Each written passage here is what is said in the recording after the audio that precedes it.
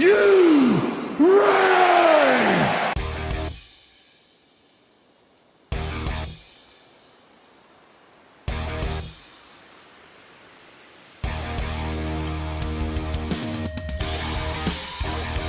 This is the D-Generation Clix podcast with your hosts, Who is Ravage?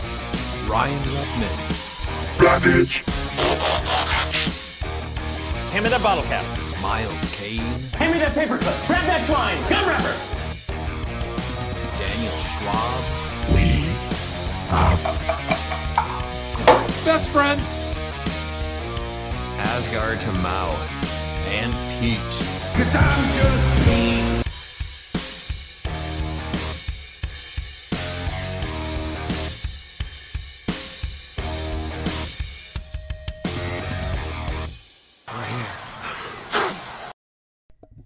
Welcome back to the D-Generation Clix podcast. I'm your host, Ryan, and with me as always is Miles, Dan, and Pete. Miles, what's up? Long week roofing. I'm in 100-degree weather. I'm exhausted, but I see the light at the end of the tunnel because this week just so happens to be probably one of the greatest weeks of every year. June 12th, we have the 38th anniversary of the best movie of all time, Predator, and the following day is my birthday. So, yeah. I never know where you're going with those. Yeah, so yeah, June 12th, 1987, June 13th, 1987 was like, I think a double home run. Like two of the greatest things ever happened in 87. All right, I'll remember that for next year. Okay, you're not that much older. Not much older than you? Yeah. I know, a shocker, because I'm only like 15. Yeah, see? You said it. Yeah, I'm only 38. I'm young. Mm-hmm. I can never tell with the 5 kids. It throws me off.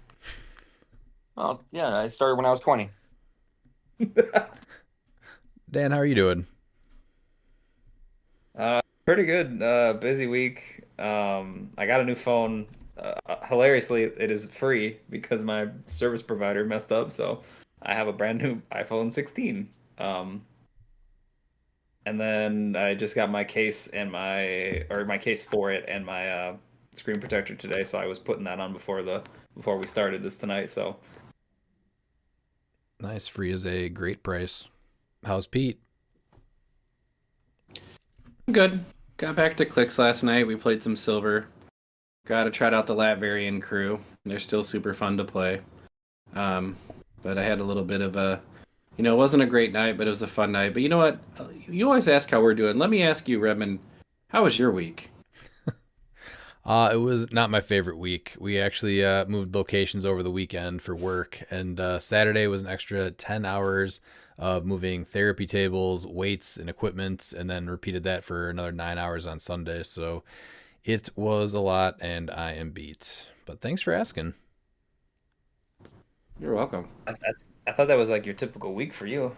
But Yeah, I just figured you just move the therapy tables around every day. Just for fun. exactly. Just for fun. Mhm. Well, Yeah. this had to you go gotta get up your the workout road in with them. time. A little different this week. Like on your back or in a car? Tell me it was on your back and you just carried him the whole way. Oh, yeah. Just stack them, and then they all went on my back from there. Just like Or just Lex skateboard Luthor with uphill. like the torture rack, just carrying them all. Riding a unicycle up a hill. That has to be the only way to do it. That makes it a little easier. Yeah, less traction. All right, we do not have any news this week, but Pete, how is that Bookwood report looking? Bookwood Report! Hello, friends. It's time for the people segment, the Bookwood Report. And I'll start the Bookwood Report off with a positive note, because it's going to go downhill here pretty quick. You, the community, have spoken, and the dog is officially known as Barkwood Bookwood. Now let me find my notes for the Bookwood Report. Hold on, wait a minute. Not looking great. I'm Well, I'm afraid I've got some bad news. Our favorite local tryhard made 0 purchases this week. He claims it's because Lantern Legacy is coming. I didn't play him. Did anybody else play him? That's all I got for you. I did. He actually got me with a Phoenix Wolverine team, the one from Deadpool Weapon X. Made a couple mistakes, but I was just trying out a mystical team for silver, and yep, it was not ideal. I should probably read the piece a little bit better, but it's actually pretty good. I heard he hit like every rollout too. Apparently, The Scott Well- Porter, he kept hitting sixes on those pop dice, so maybe pop dice should be banned. No. If I know one thing about Bookwood, we'll be hearing about this later on. that's kind of what I figured was going to happen eventually. Because Redmond won't be able to live this down. Well, that's No. that's how it's perfect because like that's how much it means to him when he's able to beat Redman. He's like a kid in a candy store because why you don't let your kids beat you at video games? Never. You gotta make them humble. All right, well, last week we talked about 300 Modern getting ready for Nationals. This week we're going to talk about Silver to prep for Silver Championship at Origins. Nothing wrong with silver. Nothing wrong with silver at all. A lot has changed since Silver at the end of Rock States last December, and I think the only other real big Silver event since that was Rock Cup a few weeks ago. So we're just going to go over the top teams and pieces that saw play there, help you get ready and what you might see or to help finalize your team. In April, before Rock Cup, there was a mini update to the bench and restricted lists, and Silver is now Highlander. That's probably one of the bigger changes, and that was a great change. The restricted list had a few things come off. Pete, do you want to tell us what's still on the restricted list? And for my entertainment, tell us what the restricted list is. Yeah. You guys ready? Yeah. Here's your restricted Yeah. list. Maggot. Maggot never made it off. But he's joined by both Porters and Saturnine. That's it. That's the restricted list right now. It's very small. It is small. Important things on the restricted list, but I feel like there's some room for improvement. Plenty Yes, of I room for agree more with that. pieces. Now, what is the restricted list? The restricted list is you may not include more than one restricted game element between your starting force and sideline. And you only have 4 to choose from, so that shouldn't be hard to do. All right, thank you. You're welcome. Miles, do you want to read the updated bench list? The temporary ban list we have Beyond Amazing Prime Spider-Man. All the chases and the Ultra Chase of Avenger 60 with the MOE. We And have their team-up Chthon. cards. Yeah, and their team-up cards. Yeah, it's a very good point. Yeah, team-up cards. We have Chthon. All the stop signs. The Nifty Traffic Barrel. Like, I feel like Nifty Traffic Barrel and Maggot don't belong on either of these lists, but, whatever. Totally agree. That's Legacy Black Panther. Chair Panther. That's Chair Panther. Yeah, I'd specify because we do have another Legacy Panther. And then as both Vibranium terrain markers, Death Metal Wonder Woman, Butterfly, The Phone Booth, Prime Colossus, Per Degaton, Massive Time Darkside, 048 Ghost Rider, Michael Keaton, and Kong. I completely forgot about Kong being on that list, but all right. He was one of the ones that were just added to it. I think, was it in April? Yep. I feel like a good portion of that list should be addressed just simply because of bad rules, updates, like the change to first turn immunity. Like, honestly, was the MOE swap really that big of a problem? No, they were just super like everywhere when they were legal, right, for modern. So, and they haven't hit their year marker yet. So as That of one right hurts now, me they're personally. supposed to come off in the After September. yes, after September. As with anything else from the bench list, did I think they? that'd be just them. I think that'd be just them in Prime Spidey because Chthon, maybe the stop signs, but all of those are recent. Like Chthon and then down is all recent, so they might stay longer.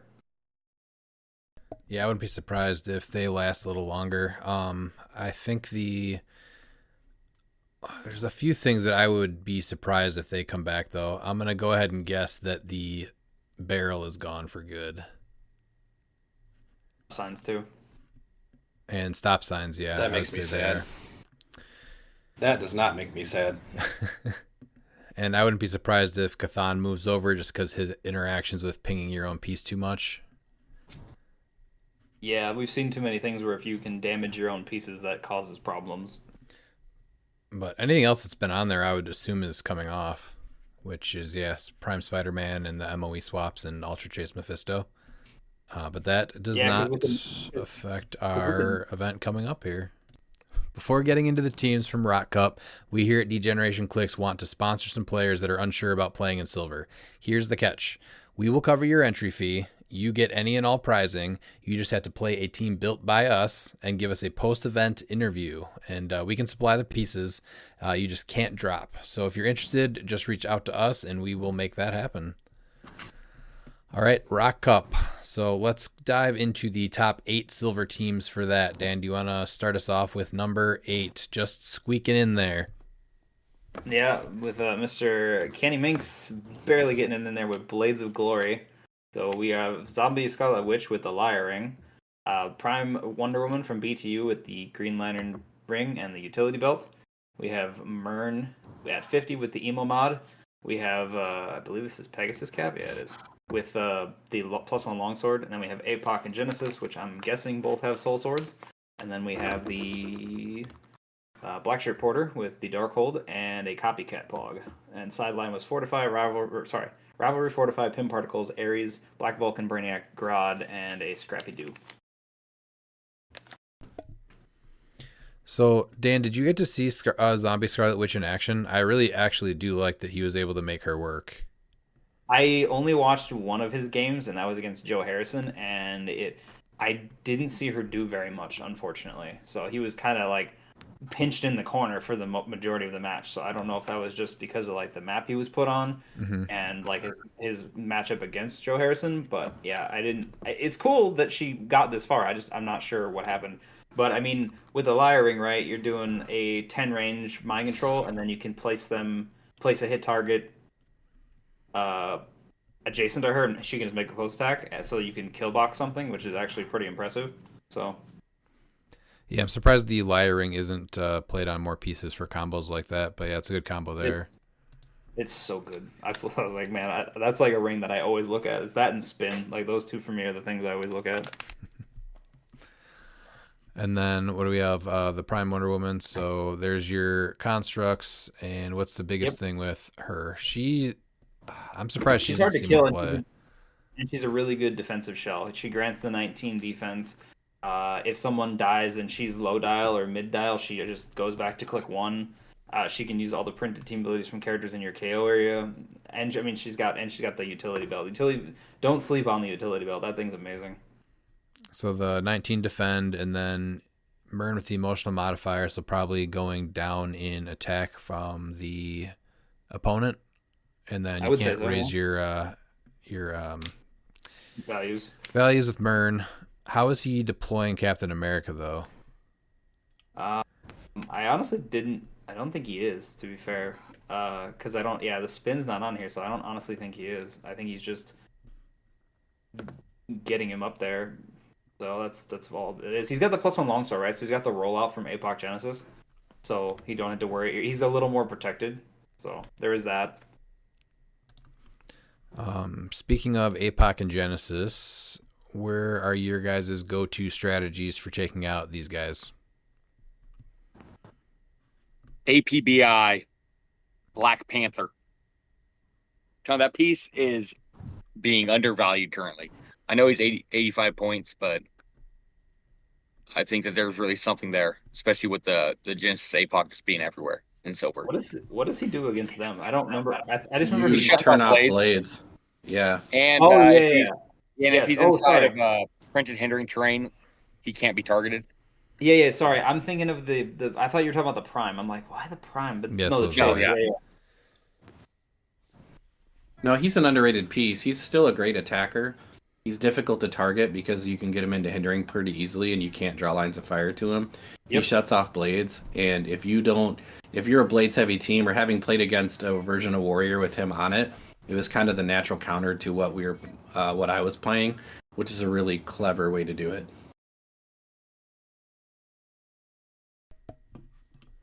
And his Yeah, you values... also have Cosmo that can just shut off blades like that. Yeah, if you're a close combat team, then you need figures like Cosmo, Black Panther. You have to be able to shut off blades.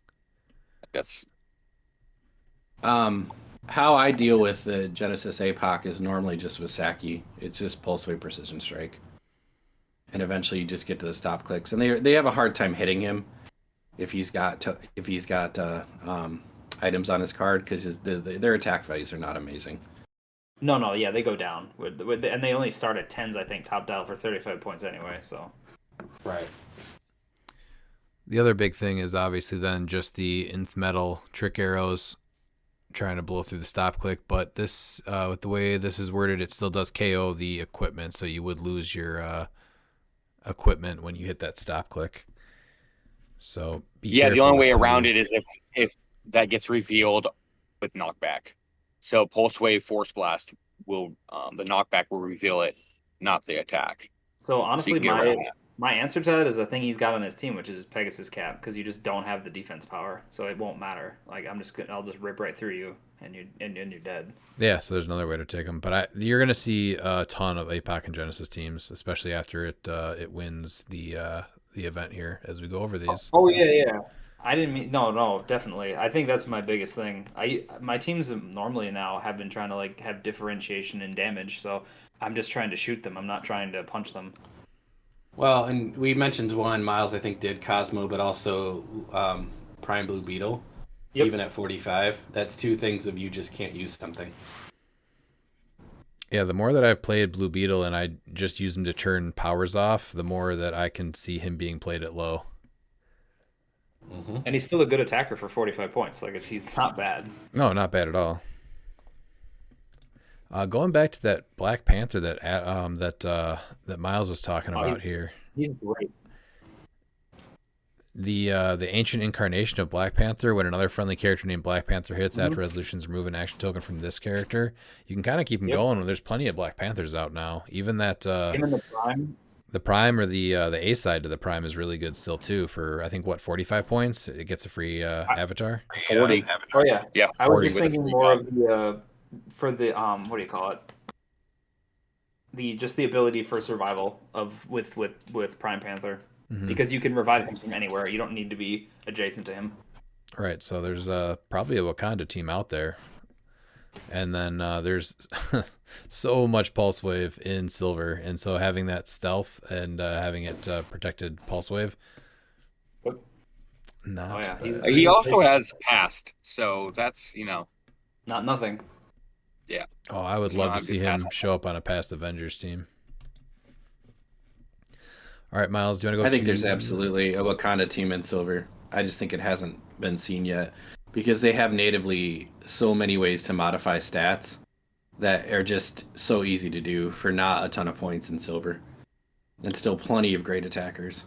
Well, the biggest issue is always the best pieces with Wakanda were from ABPI, and they're just way too overcosted. And now that we have the Black Panther set, there's tons of stuff in there that definitely could make a team. Hidari right there. Hidari and the Prime Black Panther, obviously. Yep.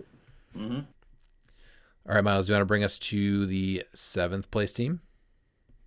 Yep, and in 7th we have Nicholas Madison with Villain of the Week. He was one of Kenny Minks' teammates that carried him to a finals appearance in the team event. He is a scientist theme with Prime Swamp Thing and Khonshu, Spider-Verse Spot with Hell Cycle, Sicarian with Cloak, SVAC Spot with Trick Arrow, Chief with Modifier, Black Shirt Porter with Blue Lantern Ring, Cadmus Lab Scientist with Influence and Zero, Copycat, and Lucas PJ Scott. And his sideline is To Me My Hammer, Canon Event Rivalry, Vulcan, Brainiac, Gorilla Grodd, Khonshu, and The Undertaker. So this is pretty cool because you can, like with Chief, you can give what is it? You can give his white shirt. Yeah, you give white shirt Porter. You can give Swamp Thing or Saki the Doom Patrol keyword, and you can give them the Outsiders TA for free. Which Not is... not Swamp Thing. It's Celebrity, Robot, and Soldier. So Oh, sorry. Yeah, so it's Saki. Yeah, Swamp Thing. I think it's gonna be Saki. I don't think he has Robot. No. Black Shirt Porter. And then, yeah, I don't think he has a robot on the team. You technically that's do with Porter, but I was looking at Soldier and I didn't see one on there, so. I'm honestly really surprised that we did not see more of this style team, because this is one that we even talked about. Miles, you were talking about Spot and Silver as soon as the new Spot was talked about or revealed. Oh, yeah. Yeah. It was. I still think there's untapped potential with it. But I'm not sure exactly how Nicholas lost. He's a great player. I still think that this team has had a chance of actually winning the event. Who did he lose to? This is the first of the top 8 teams that we actually have seen that actually had a chance at winning the event. So he lost to, I believe it was. Oh, he lost to Isaac in round 7. Okay, yeah. Honestly, Spot's one of the pieces that we need more things like the traffic barrel or stop sign, with just the effects that shuts down the improved movement. Having free reign, unless you have one of the Proteuses or the actual plastic band that turns into the barrel. Yeah, well, we also have a few figures that just stop him from placing in his marker. So you have a Prime Cap that stops him from... Prime Caps stop. He gives you a mobile. Yep, so he can't move you. He can attack you, but he can't move you.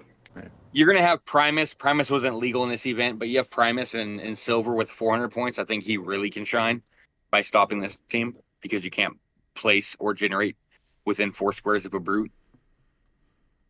And if you get all the attacks off between both spots, how many attacks are you looking at? Well, you see your health cycle, so you're going to do 1, 2, 3. And then if you're able to get the spot where you want it to, you're going to be able to do... Flurry with the other spot. Mm-hmm. So 5. And then trick arrows. The interesting thing too is that, and he actually gives the Spider-Verse spot an 11 speed with health cycle instead of 8. You're bumping up by 3 because it's when an adjacent friendly character with a Sinister Syndicate keyword is given a move action, they may replace their speed value with 10. Mm-hmm. So if you decide to throw it on sidestep, then you can get you're able to get that extra movement. It's obviously not going to work with hypersonic itself because that's a power action. Right. But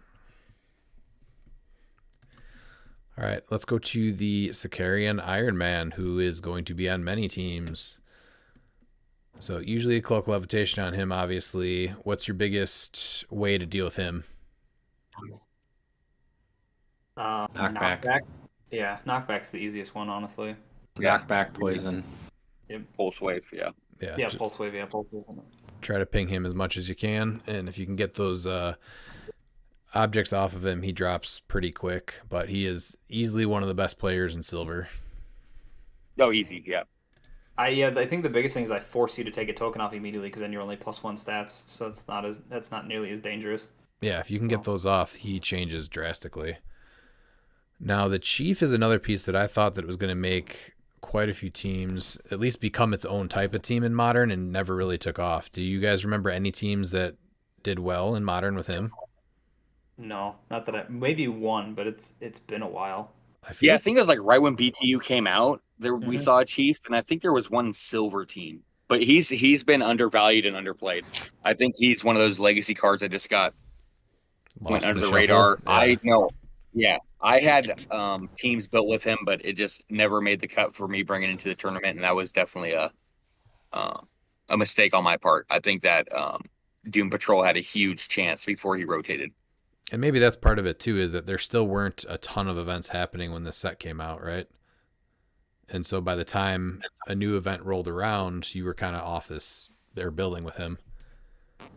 Yeah, and by the time he was about to be good, that's when you had the Blackheart just dropping double Kongs off, and it's like, it.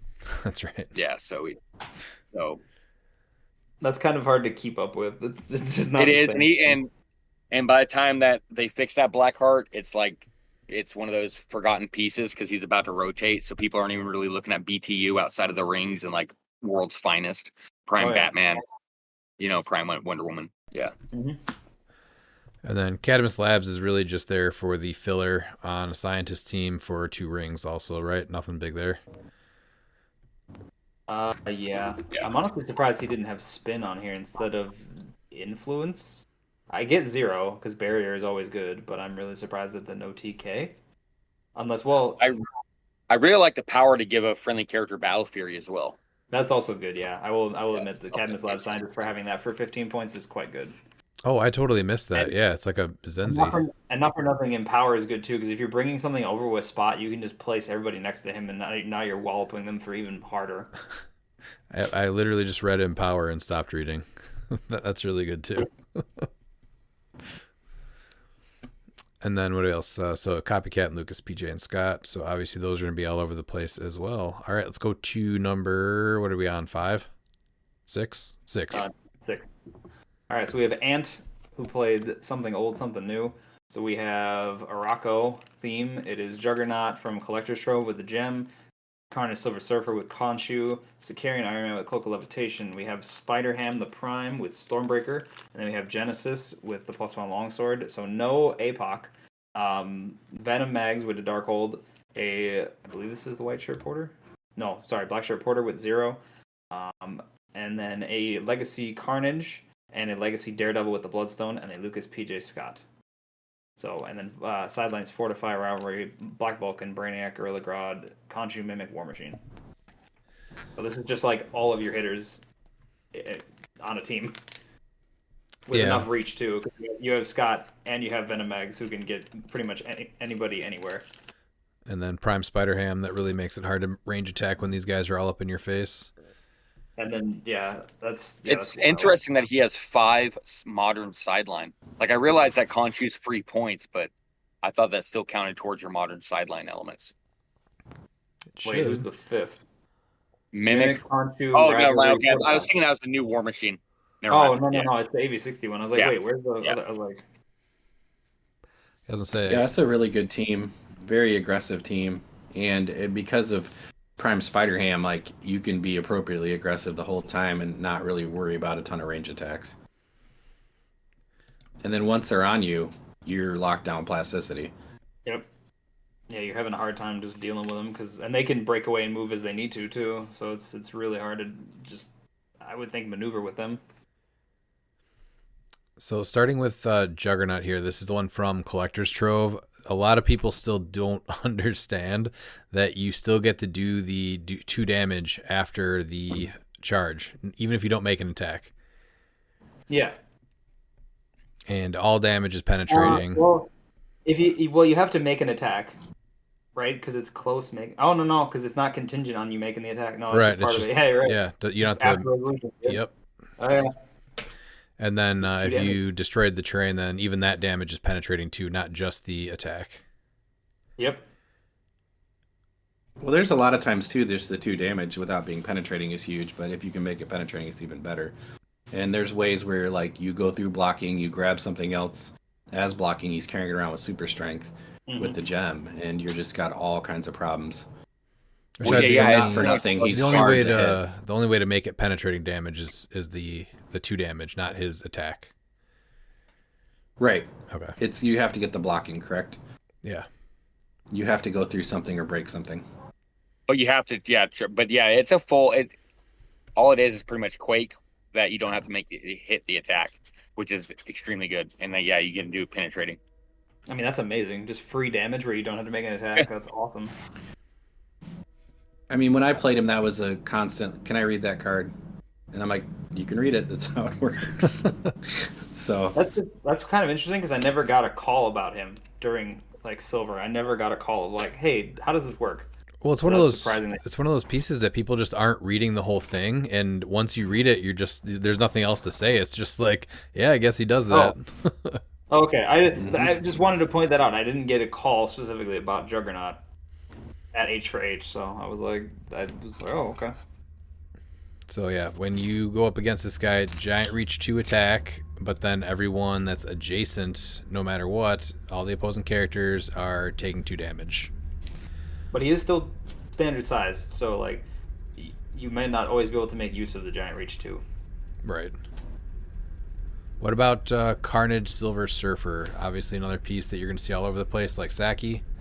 Where are you guys going to take this guy out?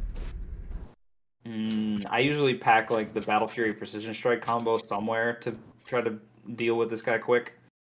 This is a piece that should have been left on the restricted list for sure. I feel like Definitely. he's too, especially because now you have Prime Ham who can easily kill something again, and now he's ramping up by himself without like he doesn't even have to be the one to make the attack. He just, hey look, Ham killed something. I'm gonna heal a click above my starting line. So the biggest thing with him is trying to get him off that special speed power, right? Yeah. Yeah. It's hard though because Hit him early. Almost his whole dial. But he is paired with the Spider Ham. So Spider Ham, if he KOs something, you could heal Carnage Silver Surfer off that, right? Yeah. Yeah. It's symbiote. You can heal him above his starting line because it's only when they KO. But yeah, if you're going up against Carnage Silver Surfer, best thing you can do is try to knock him to click 6, get him off those special speed powers so he cannot make the extra attack. But yeah, Precision Strike and Battle Fury is my my go-to for this guy, and the number one reason I try to pack both on my team. Mm-hmm. And then I actually think that it's better to attack him after he healed 1 click. the problem is that then he's attacked, and that's terrible usually. It's usually no. I get that, but no, it's to eliminate that rollout, the super senses. Yeah, I mean that's fine. I'd rather take super senses than versus I have to like sync. Every time I dealt with him, I always preferred for him to heal him, and I'd be able to kill him. And then he's reducing 2. Man, I just not a fan of this piece when he was in modern either. So I get that's just there's if he does heal, there's pros and cons. Right. Not every team is built for that, but yeah. So if he does heal, then just know that he only has the super senses on his starting click 4 and then 5. But traded shape change, and then Spider Ham still not seeing as much play as he should. Where are you guys with this one? He's nuanced. Yeah, I love the piece. I mean, he's amazing. So, he's a prime you build your team around. Yes, I agree with that. He's not like Colossus where he can plug and be played on, or Spider-Man, where you can just throw him onto teams. Like it's a piece that's more nuanced, and you have to figure out your team. So the biggest things that people still forget with this one, just like what we were talking about with Juggernaut, where people are always like, can I see that card? He has the wall crawler trait, but it's a little different. It's wall crawling across panels, so you do not need to see the location on the other side of blocking or wherever else that he boops to. So it's just a square of different elevation within 4 squares. You do not need to see it. But then he's also just giving friendly characters plasticity, and if this character is within 4 squares in line of fire of an opposing character, they can't be targeted by range attacks. So that is super frustrating. Pete, yes. When we had a bunch of this guy at our monthly game, what did you think about him? Oh, he's a pain in the butt. And then the problem is you only needed to have one on the board to really stop what you were doing versus that one person's team. So like there was just a time where like I could not attack Bookwood's team because of the presence of one piece. Oh, because great piece, phenomenal piece. Because of Spider Ham, you mean? Yeah, because if I was within anybody, any opponent, which obviously in the monthly there's multiple opponents. No, it's only 4 of the character you're attacking. Yeah, if they have an opposing character within 4 of them. Yep. You just had to be 5 out to shoot something. Right, but he had other people's teams standing next to him. Okay, yeah. So yeah. And that in the monthly format specifically, he gets very tough to deal with. He's a phenomenal 50 points. Mm-hmm.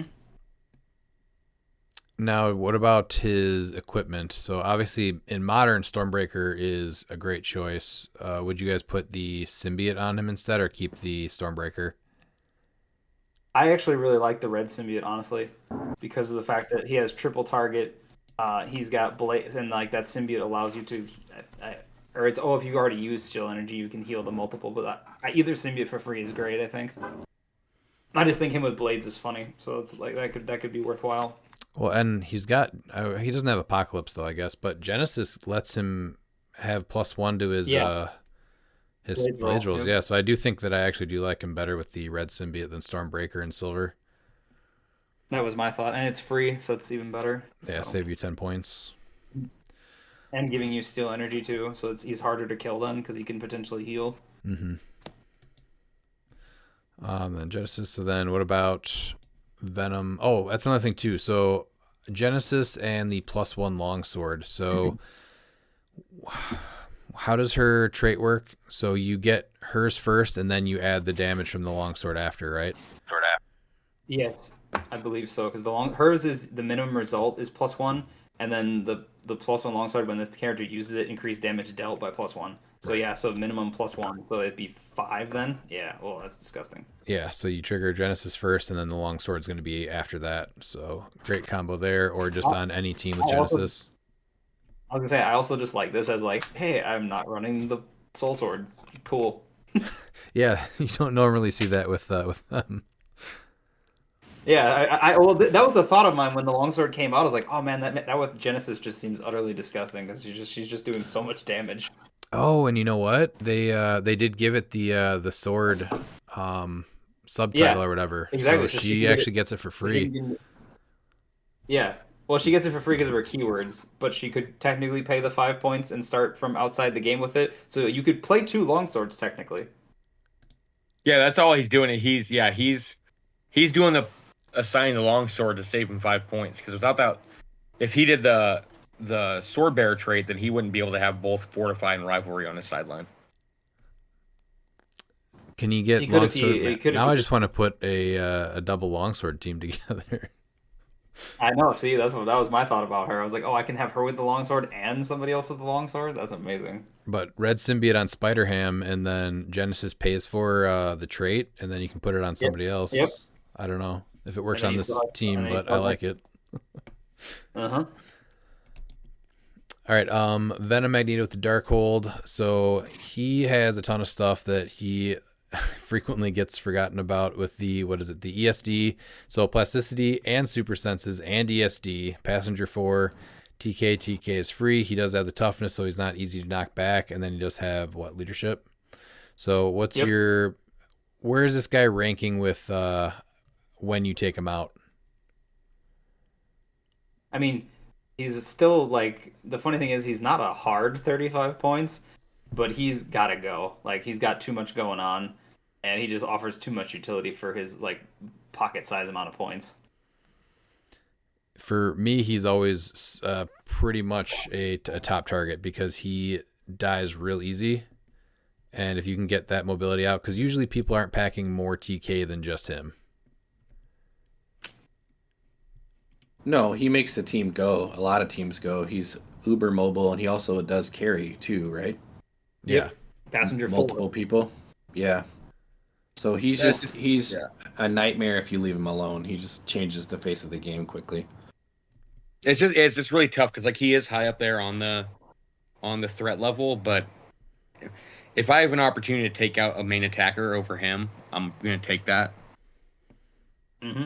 Exactly. But yeah, I'm not gonna go out of my way to try and kill him, and if I have a better shot at taking out someone else. But yeah, he's but the with the Darkhold is even more deadly. So I think I'd probably scoop him up quick too, just to get that off the board. I've played him both with the Darkhold and with the Cloak, and both are great on him.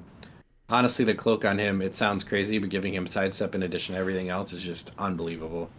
Yeah, if you're not playing a Masaki, I put the Cloak on him all the time. Mm-hmm.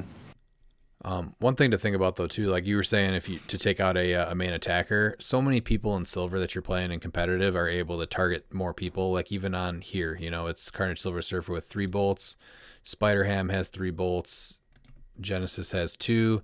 Like there's the odds of only having one target's pretty slim. So he's always high up on at least also target him, and you can usually drop him even just like secondary without even trying. Yeah. Yeah, It no, takes it's just all depends on how it's been placed, especially with Spider-Ham Prime.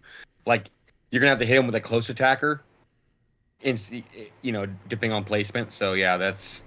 So his EST That's won't what matter. it's He's just a 16 toughness with senses. Yeah. Right. So he can usually get dropped even without trying. But he's high up on my list, at least to take out. And then we'll go over the meta soon. Blackshirt Porter is number 1. So when the Porters were modern, where did you guys rank the white shirt and black shirt if you had to pick one? Which one were you guys playing? Black shirt all day, Mm-hmm. every day. Is that what you noticed when you were playing in events, though? Because I feel like more people, if they didn't have More both, it people was play white white. shirt, right? Yeah, that's my personal choice. Is I would have played that one versus. Oh yeah, the I white shirt. always played the black too. I was just curious on what you guys noticed. Wait, no, yeah, white shirt is definitely because you were getting the free rank. Yep, and everybody wanted the +1 attack. Mm-hmm. And Legacy Carnage did not see enough play, I don't think. The Colossal. Easy add, though. I thought he did. I don't think he saw that much, or even in doubles. For 10 points, he was great. I'm pretty sure he saw plenty of play from what I remember. So he was on lots of teams. What, as the Legacy? Yeah, definitely as the legacy. Like It was his first Worlds. Last Worlds, he wasn't seen as much, but his first Worlds, he was. I was gonna say, yeah, the first go around for sure. How scared are you guys if you see him across the table? Not as scared as I used to be because he doesn't just pop out a bunch of pogs, but he's still annoying, and like the super senses -1 is big, so Yeah. Frequently forgot about. yeah. I mean, just that for 10 points in and of itself is good, and then you also have retail that can, because he's not limited to attacking small characters anymore, so he can just attack another character. One big thing, though, that some people forget is that to heal him above his stop click, you have to roll the blades, right? Yeah, on his retail. Yeah. I was gonna say, I mean, why not? I was gonna say, why not though? Why not what? Rolling Just blades. roll the blades every time. Oh, yeah, but that's... Well, 'cause you roll 1 or 2. The only way to do it, though, is on the retail. You can't just, like, attack and do it. It's the blades from the retail. So the only way to heal is if you use the blades roll with the retail specifically. Mm-hmm. And, all right, Legacy Daredevil. I mean, you just really, try to attack him, poison him, can't knock him back? I usually just multi-target for him and just make him a target every time, just to like, all right, I've hit you, your token's gone, so I have your 10 points at least. Similar to what we're talking about with Venom Magneto, just try to multi-target him, take him out with somebody else. Yeah. Mm-hmm. Because he's not going away the first time anyway, but if I can scoop the 10 points at least, that's fine. All right, who is next? I think it was 4th place then? 5th place. 5th place. This would be Mr. Jalen Majors playing Arachnite Go Burr. He's a Spider-Man family. He played down 2 points, so 398. That's probably why he ended up in 5th and not higher. It was his 2 points. Arachnite with Skybreaker. Ashley Barton with the emotional modifier. Miss Marvel from AV60, 042 with the trick arrows. Saki with the cloak. Kevin with Avatar Ataruit. Madam Web. Blackshirt Porter. Marvella, Copycat. Pim Pocket Tank. His sideline was Pim Particles, Rivalry. Absorbing Man Prime, Ares, Gorilla Grodd, Pim Particle Tank, Scrappy Doo, and Towerette. This is a really fun team. Did he message you, Redman, about you sponsoring him for this event? Lots of pieces that I do like. The trick with Miss Marvel and Rivalry is disgusting. I did not see that coming until that was actually pointed out to me. I was like, oh, she just you just pick a keyword and then you just auto hit. Yeah. Like that's dumb. Yep, and then she has the trick arrows. Yeah. And then I think you can pin Pocket Tank into that too, right? Or am I wrong? Yeah. Yep. Yeah. Yeah, super good combo there. It's always fun to see the Pim Pocket Tank. That's a classic. That was a little before our time, so I don't even know if we played any games with it. It's been used very few times against me. I don't miss the pin pocket tank, to be fair. But I know it's still very effective. It has not like gone down in usefulness. So starting with Iraq Knights, again, undervalued here, but 60 points. Do you guys like them at 60 or 100? 100. I like him. Silver 100. I prefer him at full, to be fair. Like unless you're just treating him like a glass cannon, like it seems like he is in this build. But I like him at full. So. And then what I equipment? hate seeing that piece of the other point line. I mean, anything on him is like Skybreaker's just gnarly because you're potentially Skybreaker and Soul Sword are like yeah. the go-tos. I like Power Gem on him. He is a top then. He's a 12 for 6 and attacking with the flurry and the possible boop, 3 times. I am a big fan of that one. Mm-hmm. What about, all right, so Ashley Barton here, similar to Mern, just can't positively modify their combat values, also stops healing within 3, and then doesn't she get a free goon? 2 free goons, actually. If you are not the first player, yeah. So a little bonus there with her too. No, it's your first player. Oh, if you are? Oh, if you are the first player, yeah. And that's any expendable goon. So that's huge. That list of expendable goons is getting really long. And some of them are really good. So like depending on what you do with them. So we did talk about Miss Marvel already, and Sicarian. So Kevin, obviously we know about Kevin. Madam Web. Who wants to talk about my girl, Madam Web? I got this. I think you need to talk about Madam Web. Oh man. I mean, she's saving the whole team for the most part, right? Because almost all of them have super senses besides Saki. I mean, because Ashley Barton's got it, Arachnite's got it. I don't think Miss Marvel does. No, she does not. But, I mean, that's her big thing. Ashley Barton doesn't have it, unless she copies. Right. She can copy Spider-Man TA with her team player. So. And that's all she needs.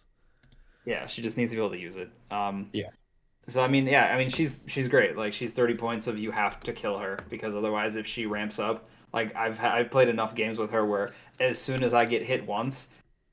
I'm probably not getting hit again for quite a while because either I'm hitting super senses or I have enough die loaded where I'm just not going to get hit.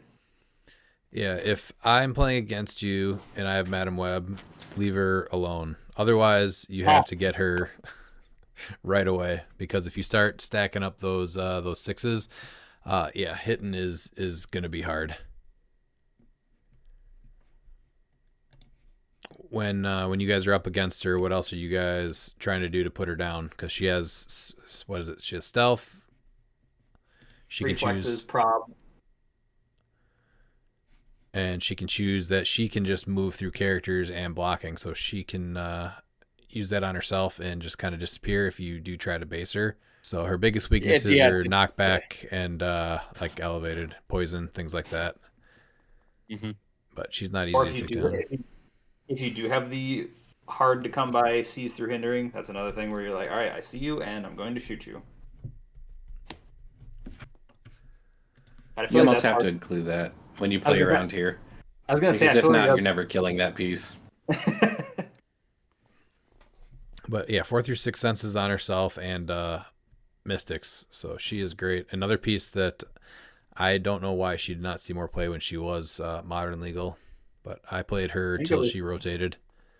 I think that was just her playstyle because I mean I played her at Worlds too, and I think that was just a playstyle thing for people, where she just didn't fit on teams that they were building. Mm-hmm. But again, she easily rivalried. Yeah, mystical. She doesn't have that many mystical. Yeah. I would say the biggest thing with her too is you don't have to share a keyword with her for her to save you with the super senses roll either. You just have to be able to use super senses and she can save you. Right. It's pretty sad you wasting your rivalry on a 30-point piece. On that yeah. People do it though. I feel like I know plenty of people that hate her that much that they would absolutely do it though. Oh, for sure. Well, given an opportunity, absolutely. No problem with that. Because if not, you're not hitting for 2 or 3 turns. It's just not happening.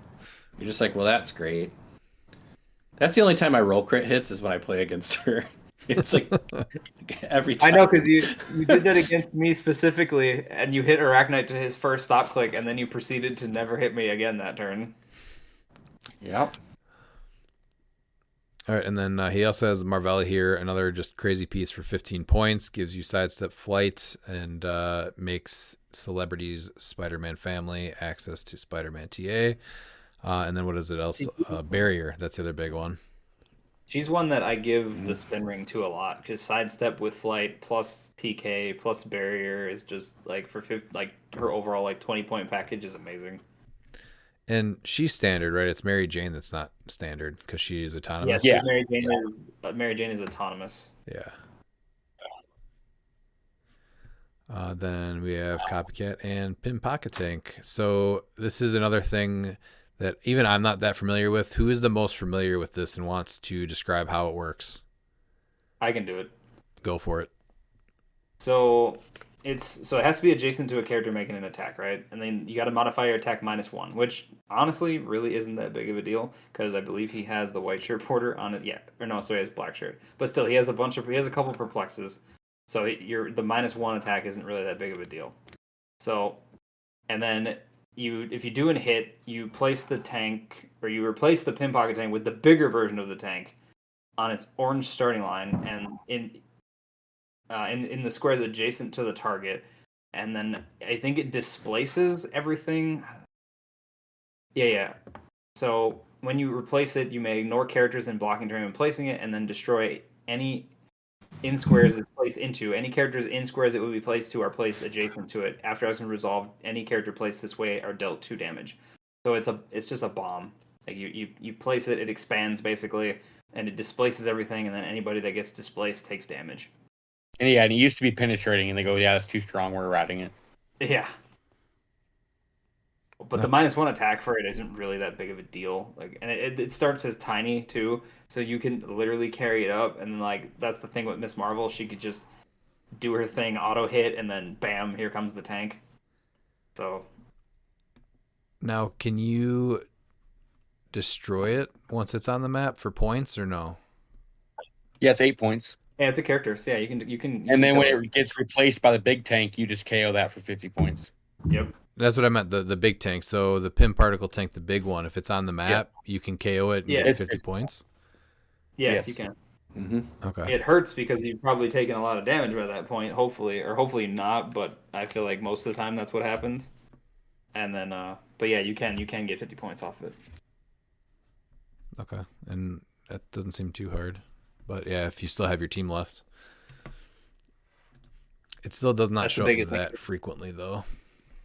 No, it's a silver only thing now, but I mean, yeah, I think it's still very effective. It's just I think it's more about making the points work, right? Because it's 8 points, so it's an oddball number.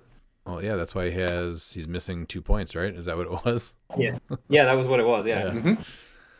All right. Well, the tank, its attack power is pretty good too, because when it misses with a range attack after actions resolve, you just deal damage to the target, 1 damage to target, and all characters adjacent to the target. And he has improved targeting adjacent, so the tank can still. After you plop that, then the tank can just attack someone and deal 1 damage. That's right. So the Pim tank is just so good. It's like, I don't care if I miss. I hope I miss, and that's when you're gonna hit. But then if you hit, you're doing 4 damage. So yep. Because it's still got 4 damage on its orange starting line too, which is wild. Yeah. All right. Do you want to go to Scott Crampton's 4th place team? Yes, sir. So we got Scott Crampton with Wait, could this be the team? So he's got so he's unthemed, which I feel like is pretty popular. Like even like modern, we've shifted a lot to unthemed. I think in silver it's still pretty viable too. So he's got the Spot with Cloak of Levitation. A lot of people were doing the sidestep trick with Spot. I remember seeing. Then he has Carnage Silver Surfer with Avatar of Khonshu, Legacy Cosmo with the Emo mod. We have the rare Spider-Man with Mjolnir, so the one from Black Panther. Jennifer Kale, the Prime Batman from BTU with both the ring and the utility belt. Legacy Leech with the Angler. And then we have, I believe this is White Shirt Porter. Yep, White Shirt Porter with the Cesar ring. And then the Groot, Colossal Retail, a 15-point Wendigo, a 15-point Copycat, Pog, a Timebreaker, Lucas PJ Scott, and then the boxing ring for 5 points. And his sideline was Canon Event, Fortify, Rivalry, Black Vulcan, Brainiac, Firestorm, Khonshu, Scrappy Doo. So we have gone over, I think, most of this team with other teams. So the big one is obviously first Cosmo, one of the best pieces to shut down other powers. You can modify his 6 range to go to 9. And it's also your TK and Outwit, so definitely going to see him. He is, relatively easy to take out, though, right? Yeah, 1, 2, 3, 4, 5. He's squishy. He's just willpower, and he's an 18. So where does this guy sit? You kind of have to hide him. Exactly. I was going to say, where does this guy sit? If you have the opportunity to take out Cosmo, where is he sitting? Oh, he's gone. You have to take right away. Right? Shutting off powers. Yeah. Yeah, shutting off powers, it will just destroy you. Yeah. Like he becomes like number 1. But no reducers, so a couple of options on taking him out. We've been talking about the Spider-Man Miles from Black Panther. Now he gets Mjolnir, so crazy good. Jennifer Kale, we talked her in past episodes. Not with Man-Thing, though. He's got a lot going on here, and I'm assuming he just taxied her around with Batman, because GL team ability just had passenger 8, so like that's not hard to move her around that way. So one of the things that I remember, he was talking about this on his podcast, and the team did not work how he wanted it to work. And I don't remember exactly what that was, but I think it was with the boxing ring, right? So characters in the ring modify their attack value by +1 when making close attacks. But that also, with Jennifer Kale, meant you couldn't do that? No, it's so Jennifer Kale says that sorry, hold on. Friendly characters within 3 squares have opposing characters' combat values except range can't be modified when attacking this character. So if you're in the boxing ring and they shoot you from outside the boxing ring, she cancels out the boxing ring's effect. Okay, that's what it was. So like she basically is like, oh well, yeah, you can't be modified, but then the boxing ring can't bring you down is the problem he was having. Okay, and then what is this? The Prime Batman. Yep, amazing piece for 25 points. And I think he said with him too, he just was not performing right. He was just getting taken out too easily, and most people have plasticity, so they were just getting away from his smoke cloud. I feel like that's just his matchups because we've seen a lot of characters that have had plasticity, or like we've seen a team that has Spider Ham, so everybody's got it. But I feel like in general, that's not as many as you think. I feel like he just had matchups where that was the case, but I could be wrong. Similar to the Green Lantern Wonder Woman Prime, though, you're getting both your ring and utility belt, so you can lock people down, and this is your barrier and outwit. Yeah, I mean, and not only that, like his smoke cloud does good stuff too. So, because when they're occupying it, you have to break away as if they were adjacent to Batman, and if you're on the plasticity clicks from the utility belt, you're just having a hard time moving. And that's how he's taxing around Cosmo and Kale at the same time. Yep. With the and Leech, he's giving you access. So, well, you wouldn't have phasing. Yeah, you can't actually carry Leech. Well, how does that work? Because you can carry him. Can. You get your phasing after you move away from Leech. So you could carry him, and then Leech could angle her away too. Yep. You just wouldn't. Yeah, he wouldn't get his phasing. All right, so then Leech the Angler. Dan, do you remember how many people you saw playing Leech there? Not many. Yeah, this little guy is very dangerous to have on the map. He's messed me up more times than I can remember.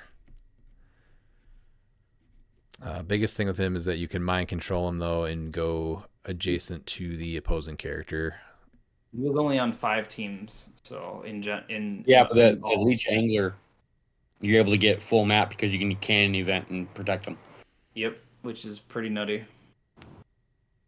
Yeah, that's so dumb. Fix the cannon event card. But he dies relatively easily, 3 clicks, but not with cannon event. And surprisingly enough, this is the first time that we're seeing the Colossal Groot. Obviously, the Walking Woods are really good. Otherwise, it's just retail that has colossal indifference. 15-point Wendigo. What is your guys' take on Wendigo now?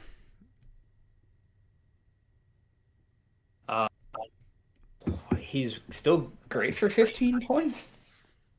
Yeah, it's. Like, you see- can't it ignore was him, Wendigo, but yeah, you hopefully just shoot him while he's coming up to you. That's the biggest thing. Obviously, You don't want him on a small map. He's still good at 15. I just Like, feel if like he there's a- dies. People stop playing him. Yeah, if there's a wounded token though, he's a win condition by himself in some That's what I'm. games. Yeah, that's what I'm thinking. Is as soon as a wounded token hits the board, he's a problem.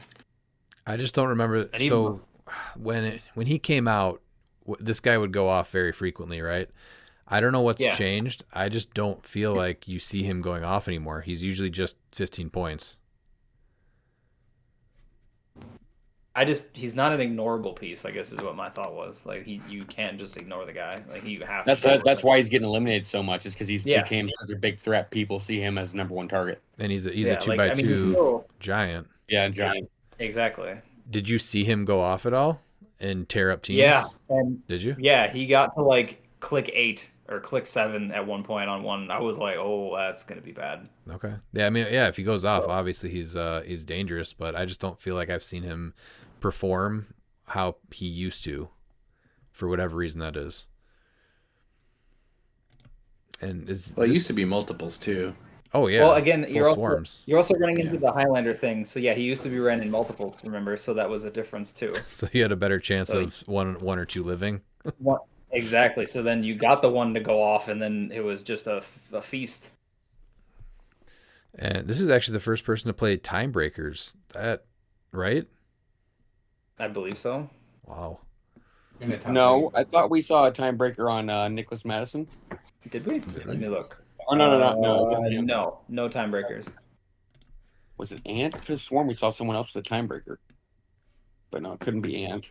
Nope, no time breaker. Yeah, No. had to have been. Wow. All right, and then who wants to go over the boxing ring? I gotcha. Don't Okay. worry. So, all right. So you had to place it at least 3 squares from any starting area, and then it can't be placed over squares of different elevation or other special terrains. And then you can only have this one special terrain if you have it like on your. This is the only one you can play, and then the player not choosing the map gets to place a special terrain first before placing objects. So if you didn't choose map, so basically if you go first, you can place it. So, and then let's see. So there's a couple things that works with it. So when a character crosses the ropes in either direction, unless it can ignore hindering terrain, which I don't think matters anymore. So yeah, that doesn't matter if the character. Yeah, so the ropes thing doesn't apply anymore. But the characters that occupy squares out of the ring modify their attack -2 when attacking characters in the ring, and then characters that occupy squares in the ring modify their attack -2 when attacking characters outside of the ring. So that's kind of big. You basically wanna. It's just a form of protection where they have to get in there. And then characters in the ring modify their attack value by +1 when making close attacks. So that's pretty big. You can just get a +1 attack buff when you're in the ring, and that's what you're going to want to be in because it gives you. Especially with Spock, since you can attack outside of the ring while being in the ring. Exactly. Yep. And then you can pull someone into the ring too, so then you can just really wallop them too. So And yeah, then- the ring's very much like a defensive tool and somewhat offensive tool as well. And it is worth noting it's a 5x5, which is perfect for the Colosseum if you play that Captain America Prime that just came out in what's the set? Smash and Destroy. And not for nothing, he didn't play Sicarian, but any pick a power piece can then pick WWE powers. So not for nothing, you can also do that. Well, it's the boxing This ring. isn't. This is boxing though. It's the boxing I'm ring, sorry, not the this is not WWE ring. This is not the WWE ring. This is the boxing ring. I'm sorry. But going back to that, if you want to play WWE pieces on your sideline, that does give you access to pick a powers. Yep. All right, let's go to third place, Miles. Yes, and in third place we have Lucas Van Holland with Hawk Avengers. Hawkeye and Hawkeye with the influence and lightning. It's an Avengers theme. Captain America from Disney Plus with Mjolnir. Miss Marvel with Trick Arrow. Sicarian with Cloak of Levitation. The Empire Cap swap for 40. And then we have a Kooky Quicksilver at 25. Kooky Scarlet Witch at 25. Black Shirt Porter. Copycat and Pym Pocket Tank. And he has Canon Event Rivalry. Legacy Ant-Man. Prime Black Leopard. Manifold Legacy. Miss Marvel from the Mighty Thor. Pym Particle Tank. And then Spider-Man from AV60. So he realized that he made a mistake. He can't have Miss Marvel on his sideline because she is a 2x2, so Cap can't actually swap her in. Did you realize that before any of the games? No, he didn't do it. It's just like he realized. I think he realized like after he made the team, he never brought her in, but he realized he just couldn't do it. What was the reason for having her there? Just as a retail? It was just a retail. I think it was that and some kind of like point, the way he made the points work to get her in. Mm-hmm. So, but yeah, it was that. I think was that the biggest deal. It's great that the Captain America chase, I'm guessing, never saw play. Nope. Because you're swapping him out for Black Leopard to give him that Mjolnir for the improved targeting characters. Exactly. That's exactly what he did every time. Mm-hmm. And Hawkeye, bigger things with that. Again, surprised you're not seeing more of them, but Influence Lightning, crazy damage. You can easily cannon event with, what's her name? Kate Bishop. Yeah, you make the Pog, you KO the Pog, then you cannon event Hawkeye, so they're safe for a turn. So basically, you can alpha like demolish a team and then be like, all right, can't touch me. And then we got Miss Marvel with Trick Arrow, so similar thing to what Jalen did, where you just get to pick a keyword and you rivalry that, so you just get to hit for sure. And then the swap, so originally Captain America that did the swap really did not see a ton of play because you had to play two of them. And now that you have Highlander, you have to keep him in, but at 40 points, it's really not terrible. No, I think he's a solid 40 points. Yeah. He's not nothing for 40, yeah. And then from Kooky Quartet, Quicksilver, who's giving the Avengers, right? Yeah, so they're giving the whole team +2 to the speed. And then Scarlet Witch is giving everybody Mystics, which is insane. I think he kept, if I remember correctly, I think he just kept them in. I don't think he ever... Yeah, I think he just kept them in, honestly. He might have swapped them out every now and then, but I think for the most part, he just kept them in. I think mainly he just swapped out Falcon Cap for Leopard, honestly, most of the time, I think, if I remember correctly. Yeah, and I bet depending on matchup is when Ant-Man would replace Quicksilver, most likely, because they're keeping Witch to give the Mystics for your Hawkeye and Hawkeye. Mm-hmm, yep. How often would Manifold come in? I don't really think he ever came in. I know he had a reason for him, but I don't think he ever actually really brought him in. That's probably where like the points messed up a little bit too. Yeah. Yeah, because it was like that plus 15 for Miss Marvel. Yeah, because you could do that and do drop ship. So. All right, let's go to second place then with John Michael DiGiulio's team. Whose birthday is today? I would like to say happy birthday, John. Oh, happy birthday, John. Happy birthday. The old pass blasters. See, I am not friends with him on Facebook, so I did not know that today. Yeah, he's standing 10 toes down. He's got a pass theme. Kang the Conqueror at 100 points. He's got Remaker and Spectral on him. King Jefferson with Cap Carter's Shield. Zaladora with the Crimson Gem. Prime Captain America, who you're going to see a bunch of because he gets Mjolnir for free. And he slows down spots. Green Man with the Green Lantern ring. Harley Quinn with the Influence and Spin. Black Shirt Porter with 0 and a Timebreaker. And his sideline was Cannon Event, Fortify Rivalry, Black Vulcan, Brainiac, Gorilla God, Mimic, and the Scroll Spy. Wait, who did he give? Yeah, I was going to say, who did he give the Green Lantern ring to instead of a god? Finally, I believe that was the Green Man. John is single-handedly proving that past is the future. In modern and silver. I'll even overlook the bugs on this team because this team is so much. This team looks like just a ton of fun to play. I'm just happy to see Kang the Conqueror. I love this piece. He got Kang the Conqueror to the finals of the Rock Cup. That's But Kang's like not nothing either. Like you look at what he does, like if he makes those like pogs, like the pogs are all good. Like No, he's always had potential. It's just nice to finally see him prove that it wasn't just potential, that it actually is viable. He was just a guy that didn't have his time in Modern because there were so many other ways of dealing with him. But he's a perfect silver piece. yeah. And I think he did a decent amount of damage with King, if I'm not mistaken. Oh, he definitely did. I saw him just obliterate certain things. I was like, oh, okay. And then the only person that in the top 8 playing King Jefferson for that Jefferson bomb and the defend. And Zala as well. Yep. So what are you guys I mean, doing to take care of And he's the King only person Jefferson? to play Harley Quinn totally. So To take care of Jefferson, I think the biggest thing is you hit plus knockback. That's the biggest thing because he's got that stop click on his attack power, so like he's getting it. But if you can knock him into a wall, but it's hard to because of the no super strength. So you have to be packing Force Blast or just some other form of knockback. Yeah, and like Pegasus Cap isn't going to get around it. Nope.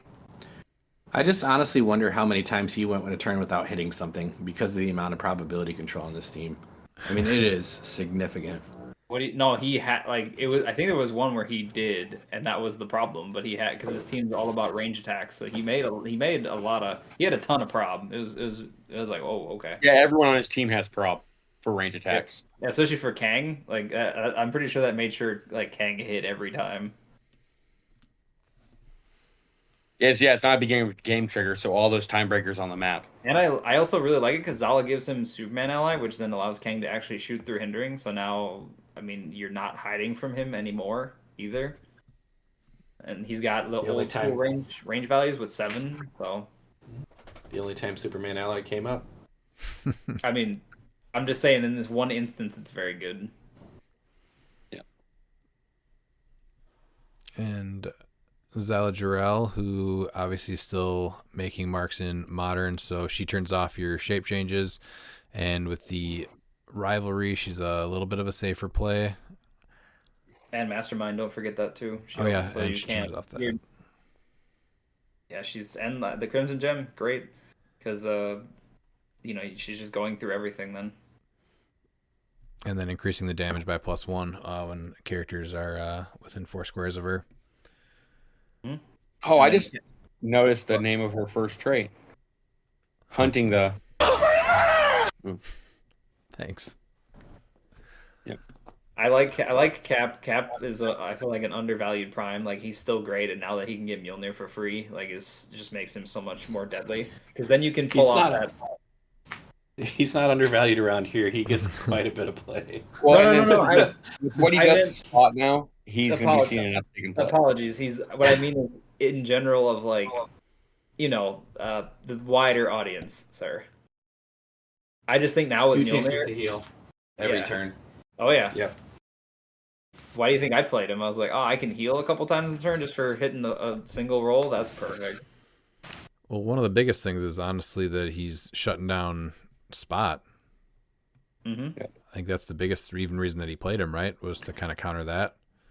Yeah, I just think that Mjolnir makes him even more deadly because now you're actually able to get that multi-attack off more frequently because you have the reach. Like before he was a little slow with the 8 speed, right? But now you have 8 plus the 3. So it's your 7 square reach with that, and then you can make the range attack.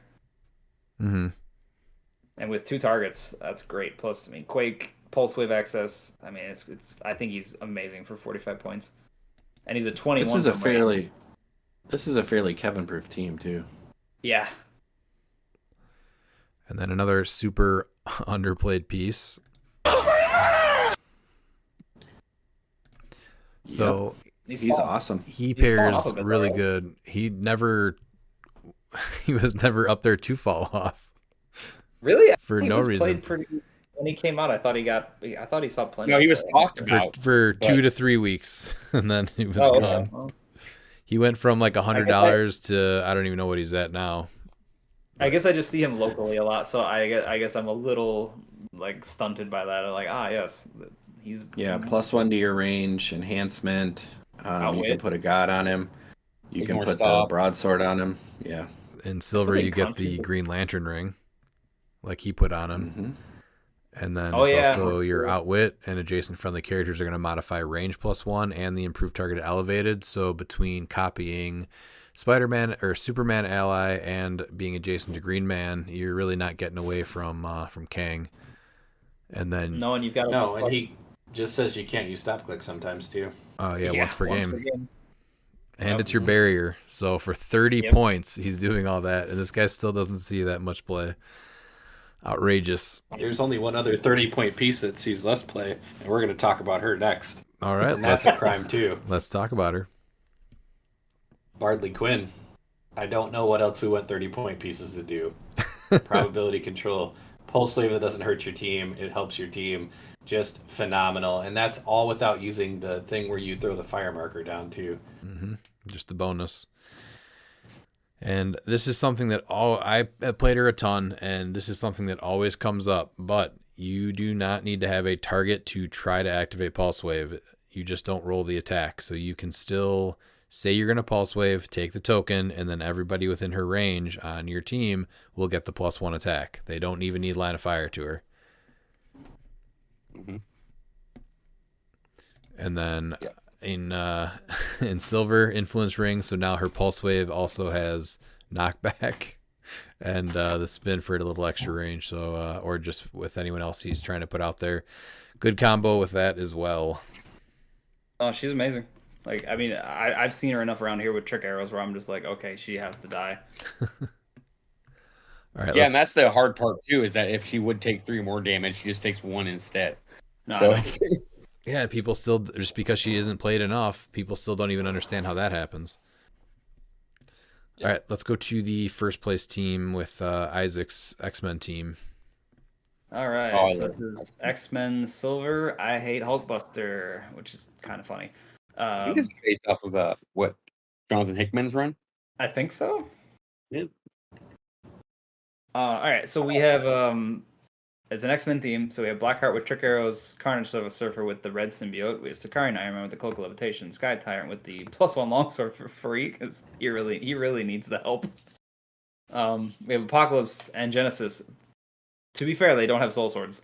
We have Professor X for the swap, which was he? I could have swore he was banned in silver. Did he actually come off? No, it was like Pulp for a little bit, I think, Oh, and then it disappeared. Okay. Yeah, because whatever. not this Rock Cup, but last Rock Cup, we tried digging because even Aaron thought he was banned. Mm-hmm. So I was gonna say, I could have swore he was, or I thought he was banned. Anyway, and then lastly we have the Black Shirt Porter with the 0 ring, then a multiple man with influence and spin, the 10.1, so you get sidestep and power plus what the rings do, and then a Friends of Humanity for 5 points because this was all about juggling the points. Sideline was Canon Event Rivalry, Angel the Chase from XXS because he was doing the bomb because of this other piece that was on the sideline, which is the new Hellfire Gala of Mr. Sinister, as well as Ares, Bishop, Lila Cheney, and multiple man. So he was just doing how many turns did it take him to get Angel to his last click?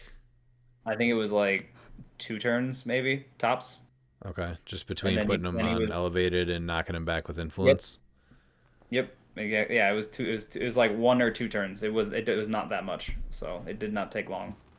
And then yeah, so he did that, and then he would just go up, bomb with him, take the free. He would deal him the 1 unavoidable, but then Sinister would save him. So he'd come back and be able to do it again. Do you know how many times he got that off in a game as max? It was at least 2. I don't remember seeing a third, but it was for sure 2. he had an article, and I think that he was able to pull it off 3 Was it 3? 3 or 4 times actually. Yeah, and there's one time where he said that there was a mistake bringing him in, but he ended up winning the game anyway. Yeah, that was I was when I saw his team, I was trying to figure out what was going on with Angel, and then I saw Sinister, and I'm like, oh yeah. So it just took me a minute to figure out what was going on, but yeah, no, it was really disgusting to watch because it's just all this damage that it's not an attack. So, and he also like blows up all the terrain within 5 squares. So he's basically clearing the field. Now, the only other new piece on this team that we have not talked about yet is Blackheart. And if you played when this was modern legal, you have to still remember what he did. But and then again, this is the only time that we're seeing him in the top 8, which is just crazy because this piece just runs events still. Yeah, so he is 75 points. He's your leadership. When he succeeds using it, he generates the guards, and the guards are nothing like no slouches either. So they are either a running shot, psychic blast that are 10 for 2s, or when he power actions, he turns them to flight, charge, flurry, blades, exploit piece with a 9, 11, 18, 3. Otherwise, he starts at 75 points. You get running shot, energy explosion, toughness, and prob. And he's four clicks long with 2 stop clicks. On those stop clicks, he also generates a guard, and then he goes power cosmic too, and he has mastermind. And then his big trait is if a character's been KO'd since your last turn, Blackheart deals pen damage, free once per turn for all characters with his trait, KO a guard, and then if you do, remove all action tokens from Blackheart, heal him 1 click, and after resolutions, he can use charge or running shot as free. So, I mean, he can just obliterate things if has the chance to. Because you can running like energy explosion, pen energy explosion a team because he's got 7 range at least with 1 bolt, and then you can then KO a guard, and then charge and hit stuff, or just energy explosion again. So, and that's if a character's been KO'd since your last turn, that's going to include anything from your opponent's last turn and your turn now. Yep. So odds are that's probably an easy box to check right there. His biggest weakness, though, is the fact that he's only 4 clicks, and on those the stop clicks that he has, there is no reducer. So that's how he was getting taken out so easily before. He was getting played with Soul Sword for a while, but I think it's usually Trick Arrows or Power Gem now, right? Yeah, I think that's the 2 things that it was Power Gem, and then it swapped to the Trick Arrows the Soul Sword. But yeah, I think Trick Arrows, he's just so disgusting. Yeah, he's still a win condition. Like, it doesn't matter. Like, you have to deal with him. And the worst part about this team is, like, what do you deal with? Because you have him, you have CSS, you have Saki, and you have Tyrant. Right, it's yeah. Just, like, not an easy choice.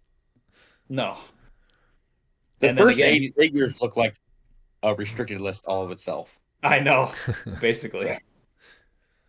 And then his stop click is when this click is first revealed, generate a Hellfire Club guard. So not optional, but if you can block him in with other characters, you can at least choose where he goes.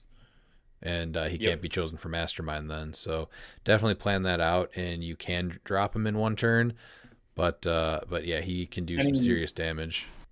Granted, this whole team is X-Men, so he's going to be able to Mastermind to basically anybody. So that's unfortunately not a big deal because he's still got plenty of other Mastermind fodder on that team. So yeah, as long as you can stop adjacency with usually a barrier or blocking terrain. Yeah, I'm just thinking like masterminding to Sakari and Iron Man, who can just take a token off and take 1 damage, seems just ugh. Right, because I think you can mastermind to Saki, right? They're all X-Men, right? Yeah. And he's lower points, yeah. Well, no, I'm just thinking, can Saki not be chosen for Mastermind because of his whole I take 1 damage thing? Nope, you can totally do that. Oh, gotcha. All right, what do you guys want to talk about for the meta tab on this event? I think Miles' statement of there's only 1 main force piece being in the top 10 is wild. And it's also Scott Porter, which is funny. Yeah, number 1 piece is Black Shirt Scott Porter. So I think it was 67 teams. He was on 38. And then next one, you're looking at the Rivalry one-shot on 33 teams in 2nd place. Cloak of Levitation was 3rd. Spin Ring was 4th. Mimic was 5th. Major Brock's Bunker was 6. +1 Longsword was 7. Ares was 8. Gorilla Grodd was 9. Heart-Shaped Herb was 10. And then Cannon Event coming in at 11. I'm actually surprised that Cannon Event is as low as it is. I would expect that to be more coming up here. Was there a team in the top 8 that didn't have Cannon Event? I don't think so. Let's take a look. Hold on, we can tell you that in just a second. So it was only on 5 teams in the top 8. So 3 of them did not have it. Yeah, that's surprising. That's crazy. I mean, yes and no. It's just there's so much in Silver, especially with like Rivalry, and you're trying to make your sideline work with your Modern versus your Silver game elements. I mean, it's a very strong card, right? But I don't know. That's why I think it probably didn't see every team, just because there's just so much. Where do you guys rank the what is this? The Let's Cause Troublemaker sideline pieces, throwing those in extra versus trying to make sure you have them on your team? I don't really care about them that much, but I mean, I feel like they're just easy points most of the time. If I go ahead, bring them in. I'll grab an extra 25 points. Do you put them on your sideline? Because I usually just add them as filler later on. No. They're a maybe if I have space. I agree with that. They're more there if you have space at the end. I mean, there's ones of them that are better than others. Like obviously, Vulcan is great, Samurai is great, Gorilla Grodd is great, Brainiac is subjectively really good. But they're something you should be aware of. I even the Wonder Twins are still really pretty good. Oh yeah. I prefer the Let's Cause Trouble just because it's they made the third attack. Yep. So and that hit, so that way you're able to work it out, especially with the 5 actions. So and you get Grodd if they're in hindering, but you can work around Brainiac on elevated. But yeah, that's thereafter. Make sure I have everything. If I have spots left, then I'm going to go to them. 9 times out of 10, it's going to always be the Legion of Doom. I'm not going to really be banking on getting the. No, they're just purely better than the Super Friends too. That's Yeah. just the thing, is they're just better. The only one is Black Vulcan, I think, from the Super Friends that's actually really good because he comes in and just deals like free pen damage. Well, I've seen Samurai do some work. No, Samurai. I'm not as familiar with Samurai, but I know he's good. I just don't see him on the list here. That's the other thing. Being able to place Black Vulcan and do penetrating poison right away, though, is pretty big. But the other two, Brainiac and Gorilla Grodd, just know that they are going to ping you potentially. So if you're in hindering and Gorilla Grodd is on their sideline, they can just ping you for damage there. And then Brainiac is, what is it, elevated for him? Yes. It's elevated. Yeah. Yeah, it's elevated. Yeah. And Plus then, the fact that he's just an outwit. He's a triple target incapacitate, which is not nothing. I mean, they're all good. coming in at 21st is Scrappy Doo. And so now he gets to come in for any of what White Shirt Porter's constructs now, right? That's the big thing. Yeah. Yep. Mhm. You walk one of them away, they die. Oop! Here comes Scrappy. And what else is any other big tricks or things? Don't forget about Mr. Oz. This is another one that's going to catch you off guard. So when a TK happens, then you get to place that, or the person that has Mr. Oz gets to decide where to place them 2 squares within where they're placed from the TK. Where was Oz? Where did he land? He was 46, 46, which isn't bad. 10 teams. He is still expensive, but really good. I mean, for what he does, though, like that's amazing. And again, access to Superman ally in niche instances is good. Felix Wow, Faust. say he's expensive at 40 points. Well, I mean, he's really good, right? But he is still like a basically. He'd be 25 now. Yeah, 20 now. Still amazing. TK to 2 squares 20. is like, especially on big maps where people have multiple ways of DKing. That's exactly what I'm That's thinking. why. Is like he's just like, all right, move back, and then you don't have the reach you think you do anymore. Yeah, so be careful when you're counting out your alpha swing or whatever, because he can definitely affect you quite a bit. It'd be hilarious to watch him and Despero. All right, move back, and you can take a pen for that, or an unavoidable. So Felix Faust coming in at 54th on 8 teams. So he has a trait if you're in his range which is 8. When an opposing character within range would use Outwit, Prob, Perplex, you roll a d6. 1, that character can use that power an additional time this turn. 2 or 3 is just going to be normal. 4 or 5, the use of that power has no effect. And then 6, the use of that power has no effect. And after resolutions, deal that character 1 penetrating damage. So 30 points, 3 clicks. Where are you guys standing on this guy? And why is he not seeing more play? He didn't see enough play when modern. Yeah, He's just I don't know why he's not seeing enough play. Like he's an S tier piece that can just be plugged in for 30 points. Yeah, that's true. And you can go non-theme or theme with him. You don't have to play him on Mystical, which I think is his primary like vehicle for seeing play. But he's just great for 30. And honestly, I would pack a couple rings on him for what he does, just because he has the like mobility to be able to like place and then use like spin or influence or something. Yeah, spin is great. Nightbringer's really good on him. I like both those. When I see him, he's a kill on sight piece. I'm like, nah, you're going immediately. Oh yeah, he can completely shut down what you want to do with all the the problem. Every time I face him, my opponent rolls nothing but 6s on that die. So it's just like, all right, cool. I'm just gonna eat damage for trying to use a power. Do you deserve it, Dan? Yeah. Do you get negative about that, or are you okay with it? Oh, I'm okay with it. I just learned to murder him every time I see him now. Dark Phoenix is another one. I'm kind of surprised she's not seeing more play, but you still take damage on her retail even without line of fire, which is good to know. Yeah, because it's just 2 squares. Yep, or 3 squares. Sorry. Yep. And you can attack you behind the wall, which is hilarious. Oh, we didn't go over Prime Leopard, did we? Black Leopard? No, we did not. We talked about him being the swap team. So Leopard is 50 points. He's got his trait is the maximum attack, defense, and damage values of opposing characters within 6 squares in line of fire are each equal to Black Leopard's printed value of that type. So he starts as a 10, 10, 17, 3 and just proceeds to go down from there. So he's midline. He's a 9 speed or either a 10 or 9 attack, 17 defenses still, and 3 damage. And his last 2 clicks are 8, 9, 16, 3, or 2.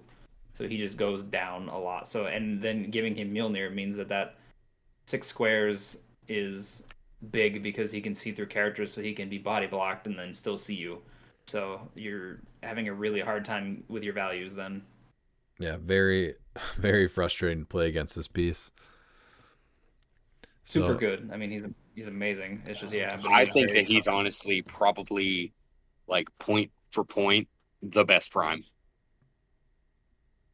Like when you see what he can do, because he plugs into any team and just he hurts any other Prime with that making him a 10 attack. Spider-Man or Colossus, like now they're only 10 attacks. Now that 20 defense is now only a 17. Well, before Mjolnir, then it was Ant-Man trying to make him colossal. The biggest thing was shooting him. No, shooting him, because this was before the was before the Wakanda team ability. So the biggest thing was you couldn't really hide him unless he was on those last clicks. No, like I saw people doing Nightbringer and another ring on him to give him stealth then, so you could hide him, and that was the other trick. I saw that play. So you would park him out there, put him in stealth, and then they'd have to come and punch him if they can't see through hindering. But Mjolnir is definitely the play now that you don't have to worry about doing the giant size, because that was the biggest thing, though, right? Is seeing him, and then just body blocking. If you brought someone in, like it would always be, because we played against this piece a ton, lots of Sky Tyrant. It was always bring somebody with you and body block, so you didn't have to worry about the line of fire. Yep. Well, and if you're close attacking him, you're swinging 10 on a 19. Yeah, because he has combat reflexes too. Exactly. Or you bring him with Sky Tyrant, so then Sky Tyrant's only swinging on 17s. Oh yeah, Christine did that also. Yeah, I was gonna say I remember that trick, so like that one hasn't disappeared. I've seen Pete try to pull it off too, but he's just less effective. Yeah, it's a great trick though. It is. It's a horrifying trick when it happens. You're like, oh, something's gonna die. All right, the last two probably still worth mentioning is DJ Doom. So he is a huge counter on being able to strip away equipment because he starts with the time platform. So time platform is 10 points, or he starts with it for free. When this character hits a single opposing character, instead of normal damage, you may place the hit character in its starting area. When this character would take damage, you may instead place them in your starting area. If you do, after resolutions, deal them 1 unavoidable damage and KO the time platform. Now, if you just have it equipped on Dr. Doom here, he has, where is it? The time platform is part of his trait here, yeah. Yep. Nope, that's not it. Yeah, so it's free once per game. Remove the time platform, equip to Dr. Doom from the game. If you do equip Dr. Doom with an equipment of 10 points or less from or on an opposing force on the map or equipped to one of their characters. So you can just yoink an equipment. Like this was anti-dark side tech, so you could just steal his zero ring and be like, okay, you can't make barrier by yourself anymore.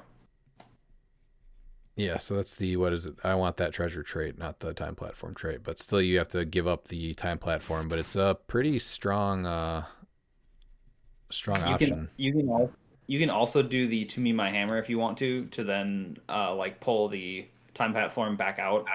Yes. So You couldn't do it again, but that's still not a bad trick. That's gonna be no. that's I'm gonna just be 20 points if given you up, wanted but to save the time platform. What's the interaction there, though? So you equip the new equipment to Doom, and you bring back the time platform, and then so he would unequip whatever he stole. Yeah, or you can give it to another friendly character. Oh, that's Yeah. right, because of what the hammer card Yeah. says, right? the To me, my hammer. one shot. Yeah. Okay. Yep. Yeah. So yeah, it's I mean, very this is a great utility piece for, say, you're going up against a main attacker with a power gem, and you're like, well, that can't sit on that piece all day.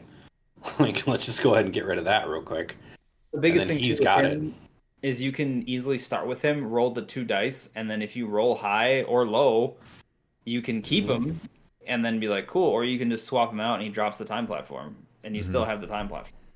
He's also a decent tech against APOC Genesis because you can just go ahead and take APOC swords. Now he doesn't have blades, and you can just kill him. Yeah. And I don't have to worry about the rollouts. Yeah, that's a huge one. I do like this with the to me my Interaction hammer, with though. the ego gem specifically.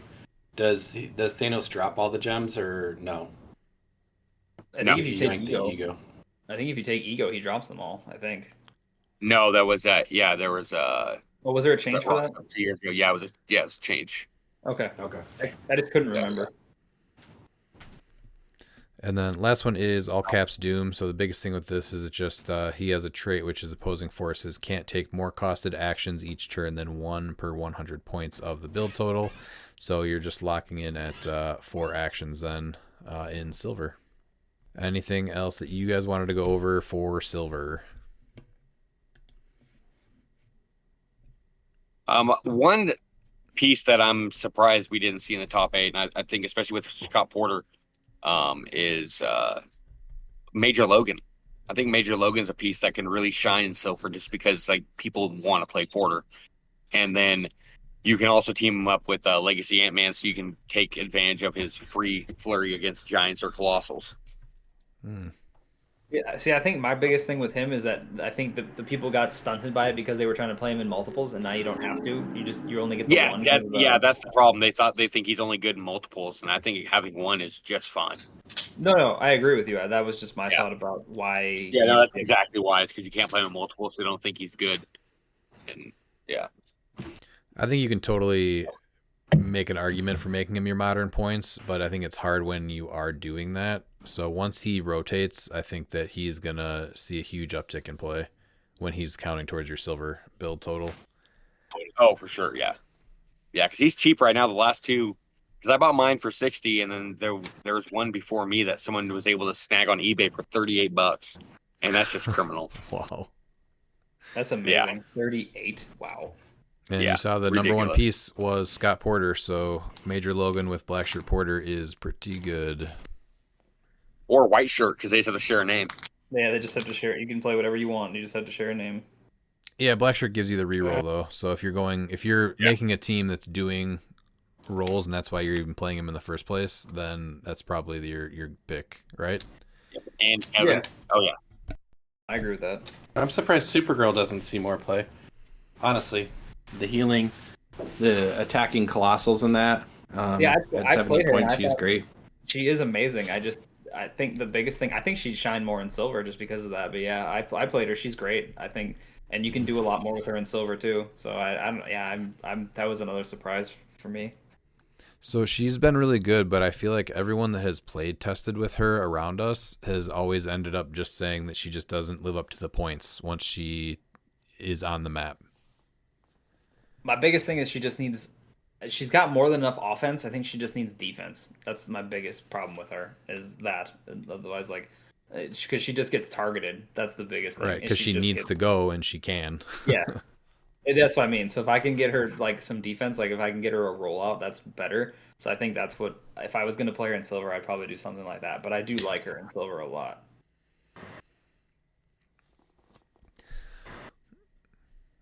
All right, let's go to listener questions.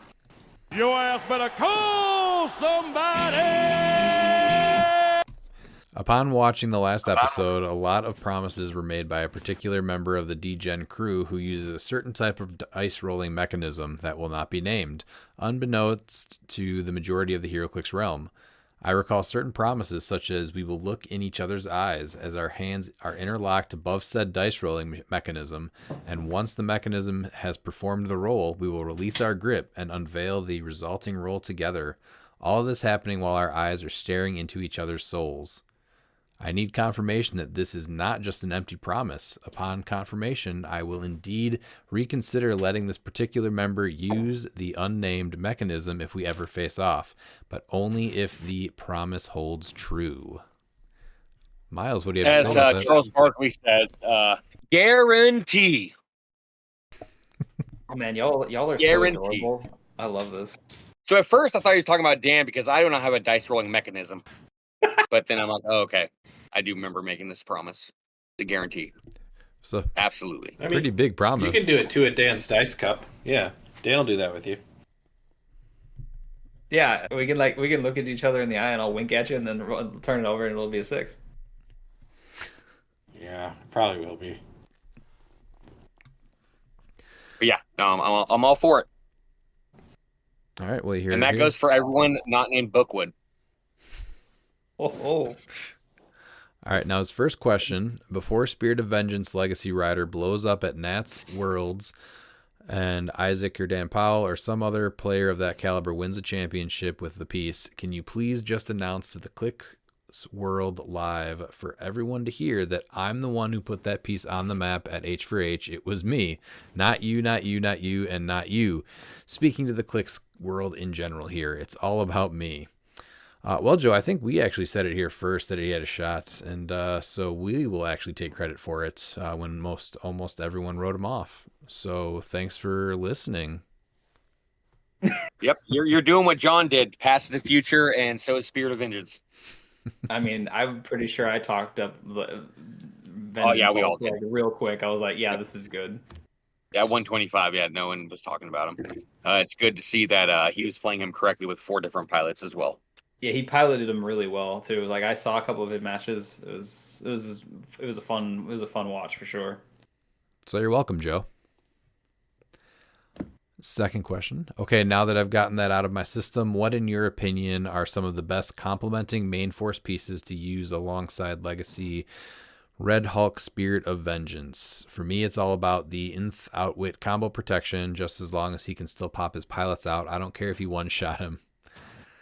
So some of my faves to pair him with, this is still his question, is the 048 Rider, obviously. Keaton, Outwit protection after being Nth meddled. Motorcycle, goated on him, keeps him from being a sitting duck on those stops, gives him charge, flurry, and senses, and makes Miles a happy camper. Kevin, just because. Ace Legacy, possibly, but haven't tried it. So you touched, I think, on the main ones that come to my mind, too. The only one I'll add is in Silver Griever, because one of his biggest weaknesses is not having space to generate a pilot, and so some well-placed barrier could actually really mess with the pilots coming out. So she just prevents that from happening. Do you guys have any other ones to add to that? No, I think that his list is pretty much covered for Modern for sure. I think Ghost Rider over Keaton, just because the Nth and the Outwit, you won't be able to, you'll still be able to use those powers. If you're going mystical, I really like. I'm gonna be on the Shuri 400 train here because she can poof a peanut base 4 squares, so you're getting him out further. Yes, she's 60 points, but you're perplexing something that you're already going to with him, and then you're gonna free TK him out. So that for his reach is amazing. Like he's going cross board then no matter what. Beholder. That's just. And I want to call him Rusev from now on. That's just a pilot, Pete. Did she listen to the pilot, question? Yeah. I was half paying attention. I was still focusing on figuring out how to call him Rusev. So it's Rusev Day every day when you play him. Yeah. So it wasn't about what pilots you want to put on him. It was how do you protect him so that he can't get his pilot trait outwitted or the damage power when they come out. Well, Yeah, I like his list then. yeah, I don't. Is there really anything else that helps him there? I don't. Oh, Death Metal Wonder Woman. Just to, so he couldn't heal. Does that No, help him? but keeps him alive. Keeps him alive though. So He doesn't have to be alive. The main thing is just getting the pilots out. no, I know. I get that. I still like anything that maintains longevity. I like so. Mm-hmm. Yeah, 048 Ryder and Kevin is 110 points. And I think you get more bang for your buck instead of using Keaton for 100. And then obviously you're going to want to do Towerette on Kevin. So Yep. So you can't heal him, but still being able to do anything else with him is amazing. Yeah. All right, going to Wes Robertson. The Talking Clicks Discord has been building this 300 modern team one contribution at a time. What are your thoughts? I will say one thing. It is not silver, but we can take a look. So this is Talkin' Warriors, Warrior theme team. The Captain America chase from Smash and Destroy with Mjolnir. Caveman Wally West with the longsword. Zala Jor-El with the Crimson Gem. Oh, Kanto making it. And then Prime Elsa Bloodstone with trick arrows. The Shuri uncommon from Black Panther. Copycat, Lucas, PJ, and Scott. And then Canon Event, Atum, and Kathan on the sideline. So I'm not seeing Deadpool. You have a barrel. Is there a barrel? There is a barrel also. There's a barrel. Yeah, it's the reason why is this isn't him building it. It's from his Discord where he asks everybody to contribute. And so this team has went through different phases. I believe it did start with a Deadpool, and everyone's like, "This piece is dumb. Let's make it better." I mean, at least if they use Deadpool and Elsa, I'd be like, okay, but they have Elsa on the team, so I'm all for it. That's where I was going with that. Yes. So strengths, weaknesses. I mean, this is all like very good stuff. I mean, you're just going all out like off. I mean, I can't tell because like Zala, you want to pull the team over, but with Cap and the Colosseum, you want to sit. So I'm a little confused as to where we're going here. Unless you're just planting the Colosseum like in front of their starting area and you're just going. That's what I was thinking is that you'd have to put the Colosseum, like closer to them, so that way you're able to get Cap, bring him over with Zala, and then he'll have Giant Reach 3, so he'll be able to be inside of that Colosseum when you bring him over. Yeah. To then get Flurry and then potentially free Flurry. So if you're going to be super aggressive if you're going to be super aggressive with this team, I would like the Timebreaker Pog on here so you can place people in the Colosseum. I don't know how you do that though. If you're trying to keep Warrior theme, that's why I don't. Yeah. If you're going to be, you can play the Pog. Why is Shuri on here? TK and her, I guess she's got the vibranium stuff, but yeah, I think TK is her biggest thing. She's the cheap TK on the team, and you can get Copycat for double TK then. Okay, so she's perplexed too, yeah. Yeah. Yes, she's also perplexed. Okay, but it's really it's the perplex and TK, and that gives Copycat perplex and TK, right?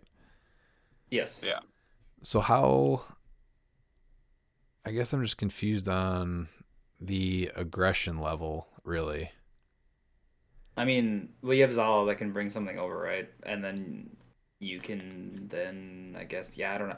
That's what I'm trying to figure out because it's the level of aggression I'm trying to understand, like where you're at here, because you can only get so much across the board. I think it's really the Captain America that's just off, right? I like the piece a lot. I just don't know if this is the team with him. Yeah, because you want reasons to get things in the Colosseum if they're not going to do it. So like Spot or Time Breakers or something like that. And the rest of the team is just like a really good offensive way to get there. But I don't think Captain America is the play on this team. Well, the Colosseum's going to be next to their starting area, so that way Captain America will be able to benefit it. Because you bring him over with Zala, and then he's able to Giant Reach 3 from the Colosseum to get the bonus of the free Flurry. And but when do you generate the beginning of the game? At the beginning of the game. Yeah. Yep. So it's after everything's been placed already. So they have one of two options. They can either try and like stop, or they're going to have to try and move away from it. And so that's going to give you an advantage of getting Wally there or whatever, because they want to make sure they're not in that Colosseum. Mm-hmm. To where Cap can take advantage of that. So you still have to place this at least 4 squares away from the map edge. I feel like you just go get their support. Yeah. No, it could be, yeah, but Cap is if he's within 2 squares, right? Yeah, so he just needs to be within 2 squares of Giant Reach 3. He does get brought over with Zala and is able to do his free flurry. Okay, because Mjolnir. So it doesn't matter if the opposing person just is affected with their attack and damage, I guess, right? Yeah. Yeah. Okay. It's just, yeah, it's just getting Cap over there, and you're hitting 13 for 5, potentially up to 4 times. But with no Chair Panther, that's going to be really hard. Yeah, because you're losing a charge flurry, which I guess if you're just placed, you can still do just a costed flurry. Yeah. You just don't get the closest free. Yeah.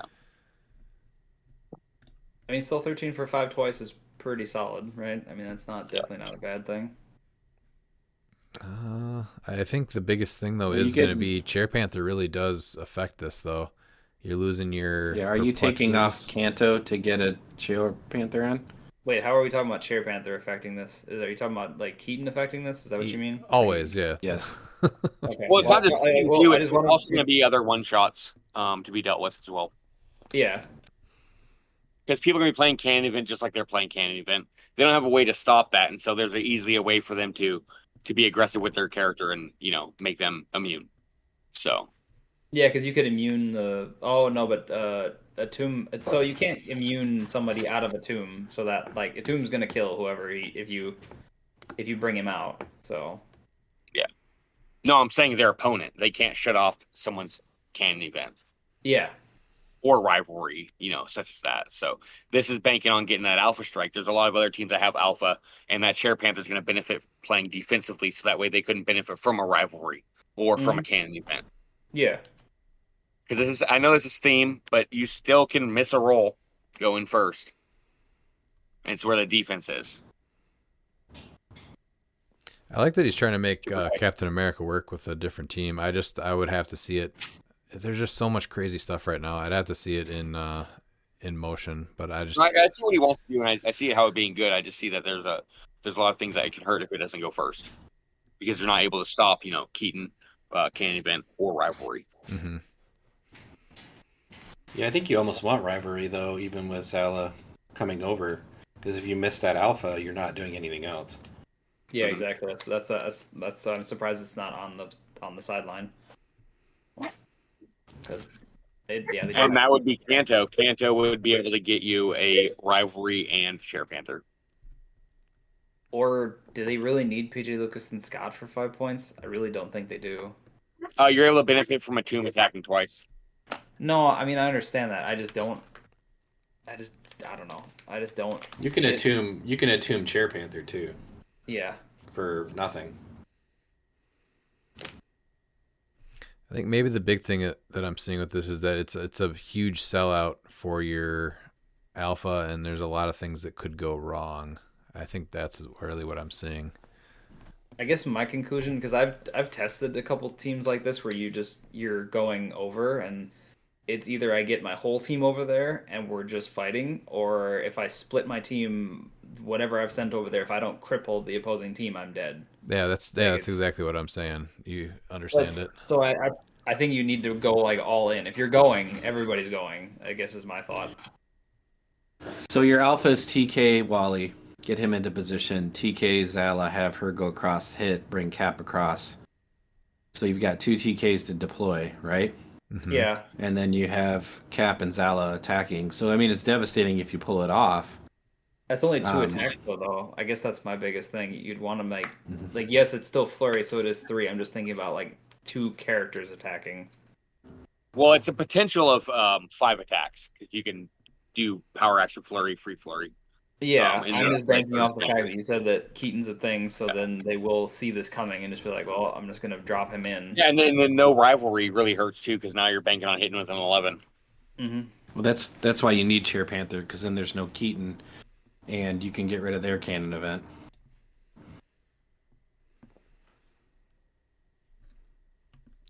All right, going to question number 2. What is the longest and shortest episode that included all 4 of you? So I had to actually look this one up. Episode 4 in April of 2024 was our shortest, and it's actually the only one that's under an hour, but only by a couple minutes.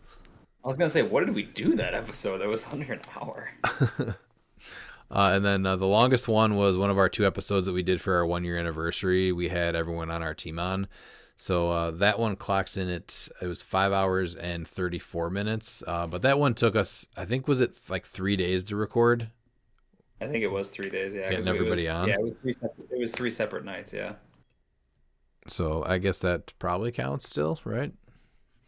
I think so. Well, until the 8-hour one. Yeah, we've been challenged to like make sure we can cover an entire trip to Origins. So. All right, and then William Day Roker. I can't make it to Origins, but if I could and played in the silver event, this is what I would play. Thoughts. So Bill sending us a silver team on our silver episode. Justice Tank Unlimited. So this is a Justice League theme team. It has the Superman. Is this from the starter one that keeps moving and attacking? No. This is the. Oh, sorry. I'm thinking of the Justice League Unlimited one. Yeah, this is the newer one. Sorry. Yeah, with the Hell Cycle, and then Flash Raptor, Martian Manhunter from JLU, the 046. This is the team up card. What does the team up do? When Martian Manhunter and the listed characters take a maximum of 1 damage when on their starting click, if all listed characters are on the map, they and Martian Manhunter have the Teen Titans team ability. So that Superman, first click taking 1 damage is big. Batman, the Flash, Green Lantern, Hawkgirl, yeah. She has all of them. And Martian Manhunter has the Dream Ruby.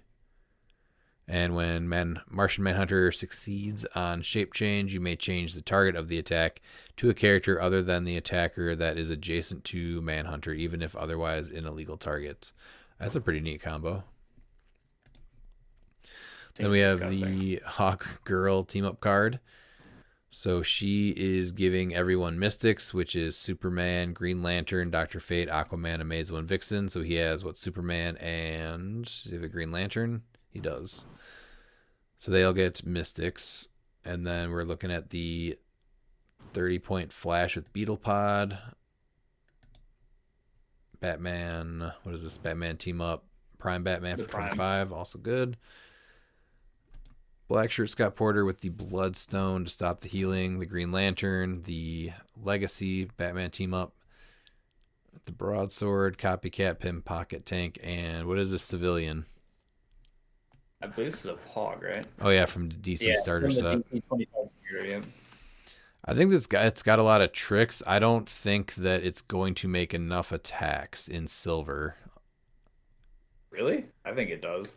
Between Manhunter and his like other shenanigans to get Superman out there, and yeah, I think the only thing it struggles on is maybe big maps. I think that's the biggest thing, is it might struggle on big maps a bit, because Manhunter is great for deployment. Oh no, I keep thinking this is the other Manhunter. I'm sorry. Yeah, this is Main Force Manhunter. I keep thinking this is the I power action and you just go Manhunter, because that's the one I always think of when it comes to him from JLU. Is the starter one. Yeah, I just don't think it has enough he's got attacks. I like the durability of it. So he's doing that, Dan. He's got a Sis from Another World. Oh yeah, look at that. Yep. Yeah, he's just bringing in the other one. Oh, that's even better. Yeah, I like that. What? Yeah, because he's got him on the sideline. I'm dumb. Don't mind me. Yeah. Yeah, so you just have Manhunter sit there, you pull in the starter one, and then you have him make Superman just go. So he just gets an extra attack? And he gets to move. Yeah, and he also gets speed +2. So he's going pretty far. But he's still just an 11 for 3.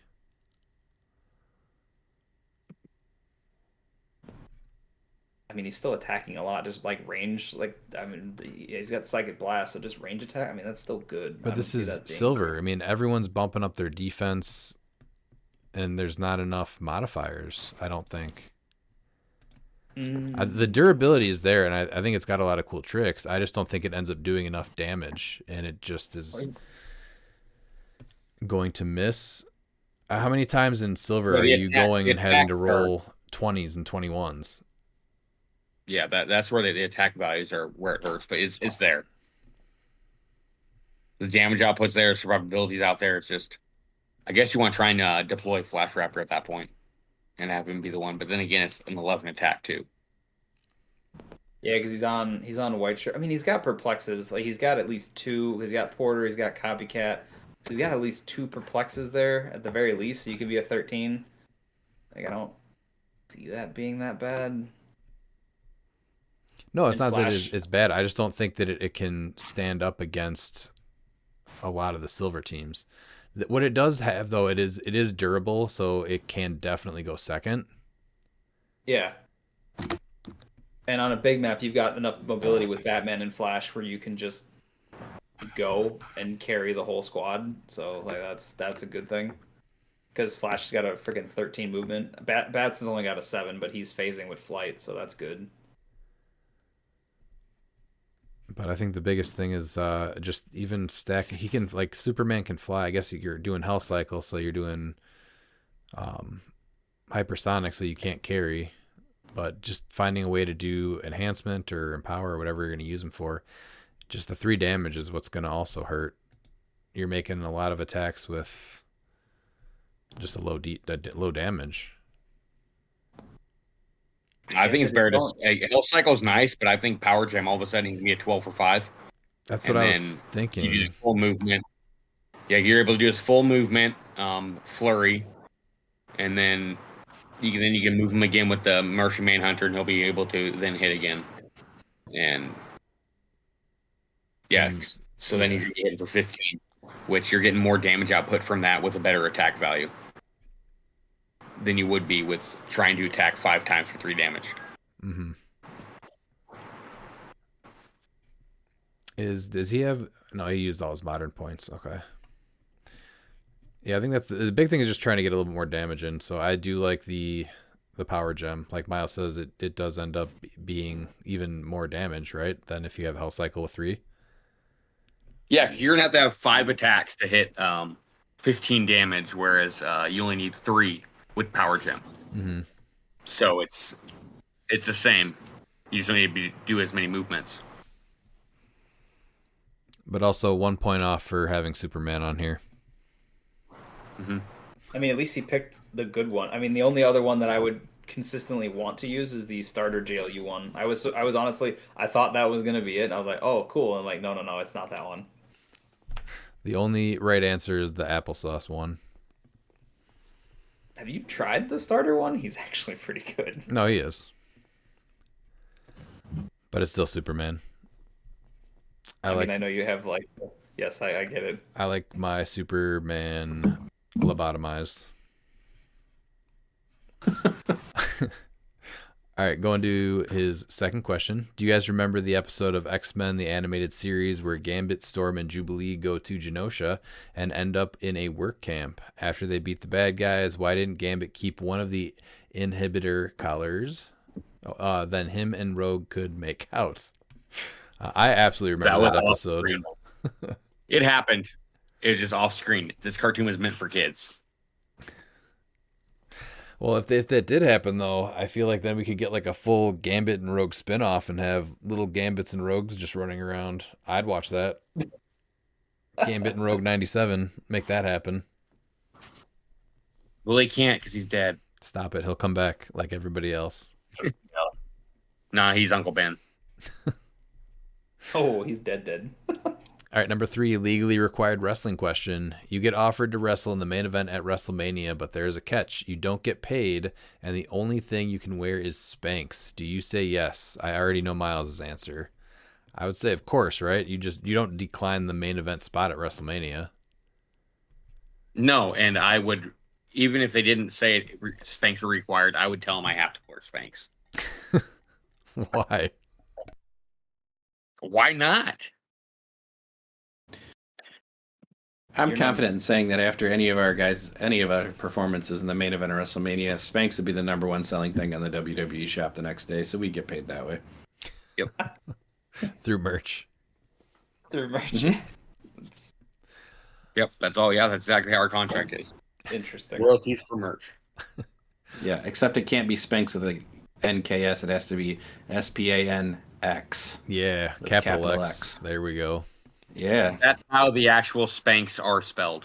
With a capital X? Oh, they're all capital. Well, we need to lowercase some of those. Yeah. All right, going to Ben Gronide. What are the most viable 200 or more point modern tent poles to build around in silver for those with smaller collections? Does losing access to modern equipment and one-shots make this strategy unviable? I think a lot of the best equipment is in silver, so I don't think you're really missing out there, right? No, and you can get enough free equips too that you might not be giving up points to get them on there, right? With how many things have a good keyword viability of just I get this for free. That's true, yeah. It's collector. So yeah, obviously collectors on there. I did have a couple. The Phoenix Wolverine, again after playing with him and him getting the Warlock sword that's silver, that's a really good combo. That's great for what is that 295 or something like that, or like 300 points at that time? It's pretty high, but I mean you get an extra 100 points still to work with, and he's Oh, yeah. dangerous. Oh no, he is definitely dangerous if you don't know how much of a bomb he is. What about Prime Vision though from Disney Plus? I don't know why he doesn't see more play. I think he made one team in Silver States, right? So He asked about modern tent poles, but he's a great tent pole. And he should damn be it. played more. You're right. No, but we can talk about Prime Vision if you want. Don't give Pete an excuse to talk about Prime Soul Vision. Gem, Power Gem, Yoner. I mean, you name it. Yeah, Prime he's Vision got- can make use of it. Yeah. So, and he's relatively inexpensive, I think, to pick up. Mm-hmm. Yeah, he's around 40. So For he's Prime, actually more he's wild. viable, I think, than even collector just because of the point or the cost. Yeah. You're talking what, $45 instead of what, 160 or whatever he's going for now? Yeah. Mm-hmm. What about Captain Universe from Spider-Verse?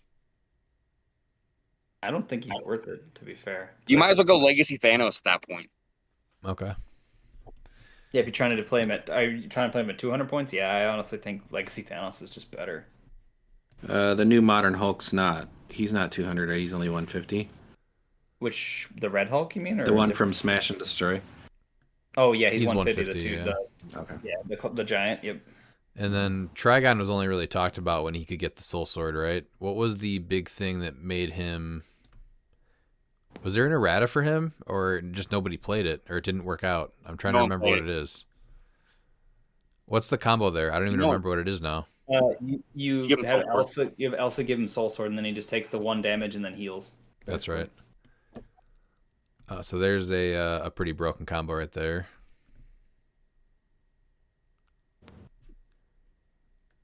But if you're Well, paying you can him even do that in silver. 200, you'd have to do some kind of swap to get the Soul Sword, though, right?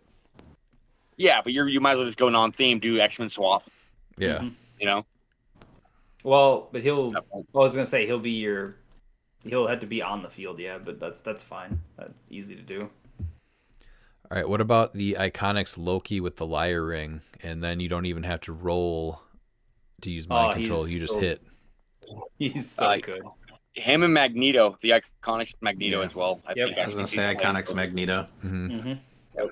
Those two are amazing. And then, do you guys think that the Doomsday from the Death of Superman is playable at 300? No. Yes. It's because you just choose when to take off the restraint token as an opponent. Miles, you said yes? I think so. Really? I think absolutely. Oh yeah, absolutely. How The do opponent's going to choose it, so they're going to have to with their many stop clicks, they're going to have to sink in a bunch of attacks because that first attack is going to have to hit that 20 defense and not do damage. So you're going to have people with hefty What do you- attacks. What are you talking like? He'll just do 1 damage and then go to the stop click. Well, it Yeah, no, depends. it says when an opposing character hits Doomsday with an attack, instead of dealing normal damage, they may choose to remove the restraint token. So they don't even damage him. He's even go to a stop click that first time if they remove the restraint token. No, it's you. You don't. Yeah. Oh, because you don't want him to get flurry. Yeah, I still think so, because he's taking one. He takes a maximum of 1 damage from attacks if they don't. That's yeah, fine. you just ping him. You just ping him to death. That's the thing. Like, Yeah, Yeah, I once think he gets a in- silver, you'll be fine. That's just when you team him up with Kryptonian and Supergirl. Not selling me on it right now. Man, he takes a max of 1 damage, and Supergirl's going to heal him back up. it's also considering that he's your modern points, then she's not. Except when he available. rotates the silver. Mm-hmm. He's an iconic, so I'm. less He's one of the optimistic first for- though. They got to be gone at some point here. They have to be this year. This will be the 3rd year, isn't Yeah. it? This one's going to No, no, this be. has No, only it's the been 2nd year. This is the Yeah, this will second be only year. number 2. 200 point Kong. You can't. You can't, sadly. You can't. He's on 'cause that. he's Oh, yeah, that's yeah. right. He's banned. Sorry. I keep forgetting he's banned. Uh, Man. my tent pole right now is Prime Destroyer. So Do you think That's a good he's one. playable at 275 in silver though? yeah, I got a whole team ready. That was like he was the first thing I looked at. I was like, oh, that in silver seems like a lot of fun. Okay. Do you guys have any other ones, or are you gonna move on? No, that's pretty much all of them for modern. Yeah, there's definitely a list though. I think there are definitely way more playable ones than we had a year ago. Yeah. Nicholas Madison. Now that Isaac has shown the world how Spirit Rider needs to be piloted, do y'all think other players like Joseph Coleman Harrison will attempt to replicate his team? Well, now that someone has shown Joe how to build a team with a piece that he likes, I'd expect him to replicate it. Maybe he'll change like a sideline piece so he can try to say that it was his own idea, but I think we both know he's not fooling anybody. Man, this is just getting really Yeah, good. he'll here. play Ghost Rider 048 over Beetlejuice, and I'll give him credit for that Mhm. as an original team. And Man. Share Panther, just so you can shut off some. It is like extra spicy stuff. here tonight. There you go. All right, then we got Dylan Barrett. Do you think they should remove some sets from silver? How would you guys do it? We already don't see a lot of the oldest sets seeing play. I'd actually like to see some way where the older points or the older pieces get like a point cost reduction so they actually would be played. I like more pieces over less pieces. Yeah, Yeah, there's anything- like if you look at what Rebirth and older, very Yeah. few, if any, get played. Secret Wars Yep. Battle World, Earth X, like all that stuff. Oh man, Yeah. Secret Wars. I love that set so much, but they're so overcosted now. Yeah. I mean, you still get all of the retails that come in. Not even a ton, but there are some that get sprinkled in. But no, I don't think you get rid of sets. I think that's the fun of silver. I'd love to see a golden age, like old card discount. Yeah, like what we do is anything with the oldest style cards. That's is it 25 or 35, 30 points or more. Well, it's 50% off. No, but like if it's 25 points or less, they don't get the discount or Oh, something like that. Yeah, I yeah, forget if 25 points or less. There's 25, no yeah. discount. Yep. it's 25 or 30. I don't remember which one though. But it I think it was 30. 30. I think. It might have been 30 for Yeah, 'cause they're things. one retailer. Yeah, for some of the retails. Yeah. Oh, and like things like was Q? No, he wasn't one of the old cards, but yeah. But it obviously 50% off those sets would be too much. But you know, even if it was like 15% off some of them, with the way that silver works, and you have to play half the silver, I think that would make it more playable, depending on which set you're talking about, how old it is. No, I see. I'd have to see it in practice before I said 50% is too much.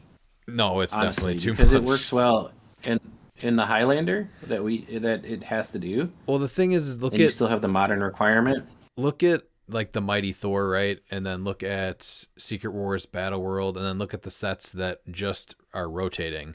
You can't just say all silver is 50%. You'd really have to say, you know, if it came out in this year, you get this percent off or something like that.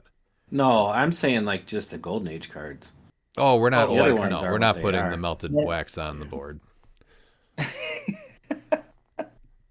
This is Well, they don't even qualify as Pete because the white cards were before superior foes, so that those don't fall into the silver umbrella.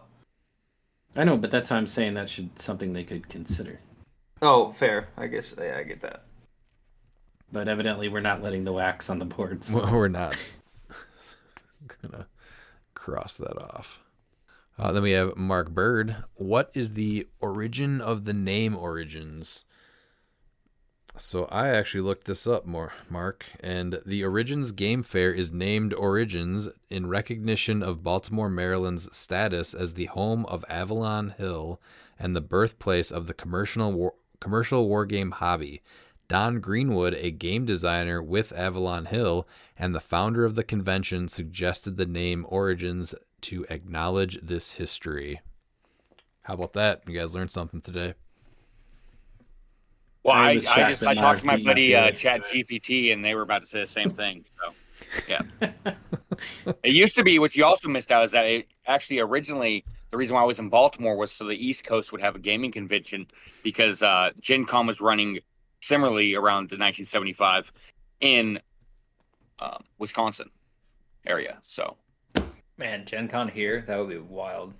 yeah, that's where it was originally, and then they decided to then move Origins into different cities until pretty much deciding Columbus as the area. So much for staying on the East Coast. But it did team up with Gen Con in Milwaukee in 1988 and 1992. Another solid year. That's cool. Is that all what GPT told you? It tells me a lot more.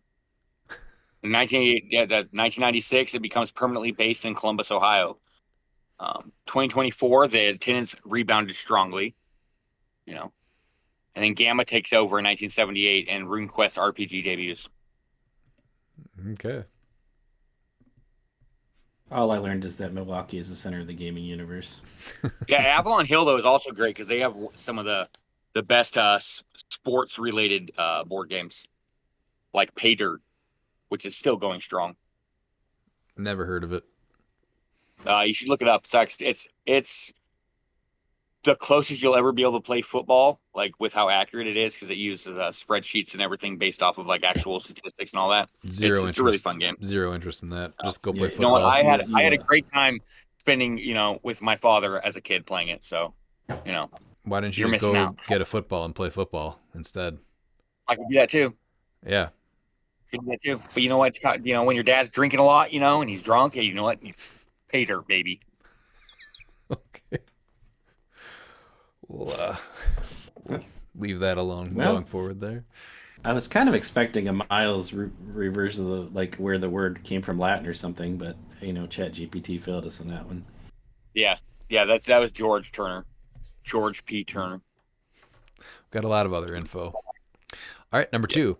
If you could each name a player uniquely different to each other, of course, who do you think may make top 16 in the Silver Age Championship?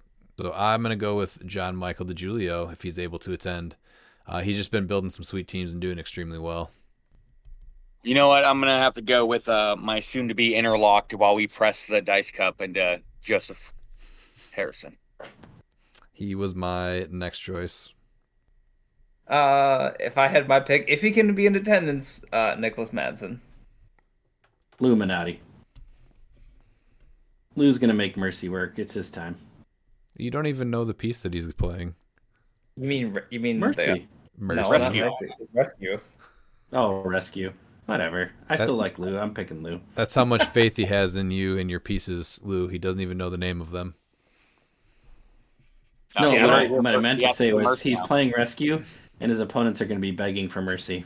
Oh, Yeah, there you go. There you go. Yeah. The rebound of the night. Third question. Early predictions on figures that are due to rotate post-Worlds that will be benched for a while to stop them continuing to be played in Silver after seeing them have a hot run last year.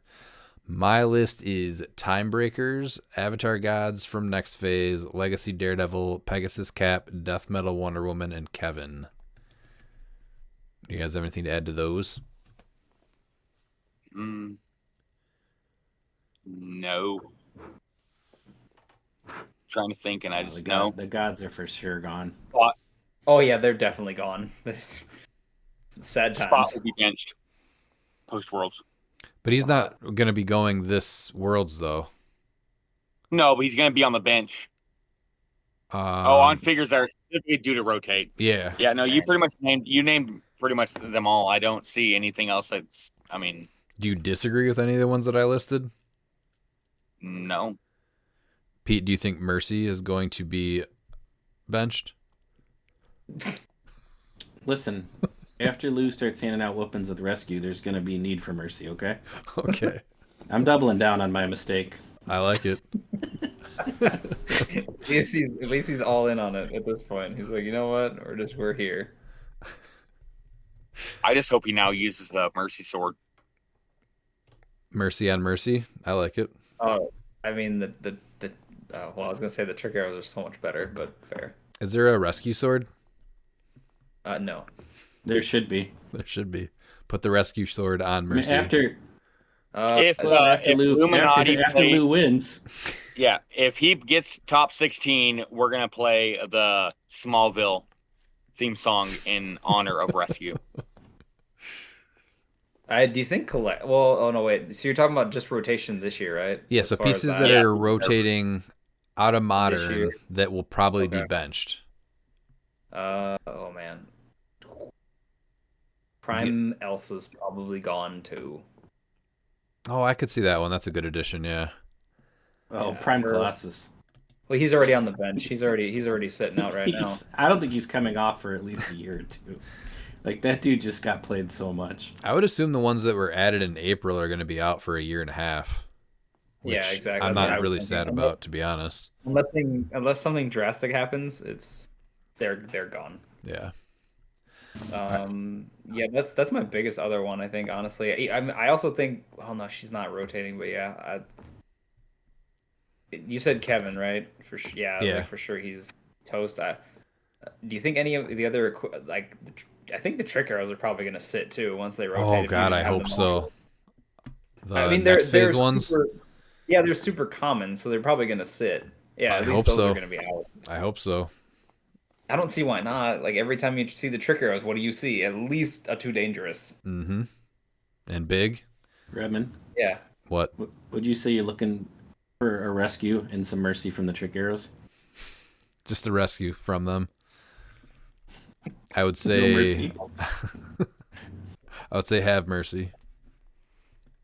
Oh, Redmond, by the way, I'm also surprised you didn't bet on yourself for the who would you pick for placing top 16 in silver. That seems Since you're weird. Going. That seems weird. I mean, Yeah, I don't see Redmond as the kind of person that does that, you know? I guess I kind of That's thought how he might. humble he is. And he's so humble, he won't even say he's humble. So Yeah. I'll say it for him. All right, I'll give you that. I guess I should be gonna questioning you finish guys higher? because nobody said my name out of you guys. So eat shit. No, because Well, no, you get would've- flustered if I Come on, if I I was back already you. given. You can't name teammates because that's I creates agree. bias. I agree. Who's gonna finish higher, Redmond? You or Kenny? Oh, me. Ooh. Kenny's not even going to be there. He is going to Worlds, though, and he's going to get a rock bottom, and that'll be all over the Live stream. Yep. live stream. It'll be happening during the bookies. All right, fourth question. Who from D-Generation Clix is going to travel to Nationals and or Worlds this year? Only Ali and I are going to Nationals. Worlds, we have a pretty big group. I think it's all four of us, right? Yep. Yep. Kinda. Ticket has already been Days secured. off. Yeah. Days off have been secured. We got to figure out living arrangements, but we will be there. And I think Bookwood said he's going, and I know Looper said he's going. And Oh man, that's gonna be a good time. Is Jeremy going to be there? I don't think Jeremy's going. I'm trying to think. Harris usually makes it happen. Dalton, Harris said it. I'm pretty sure Harris said he made it. He's making it happen. So Okay. And then what about? I don't think Dalton said. I think Dalton wants to go because he had to miss last year, didn't he?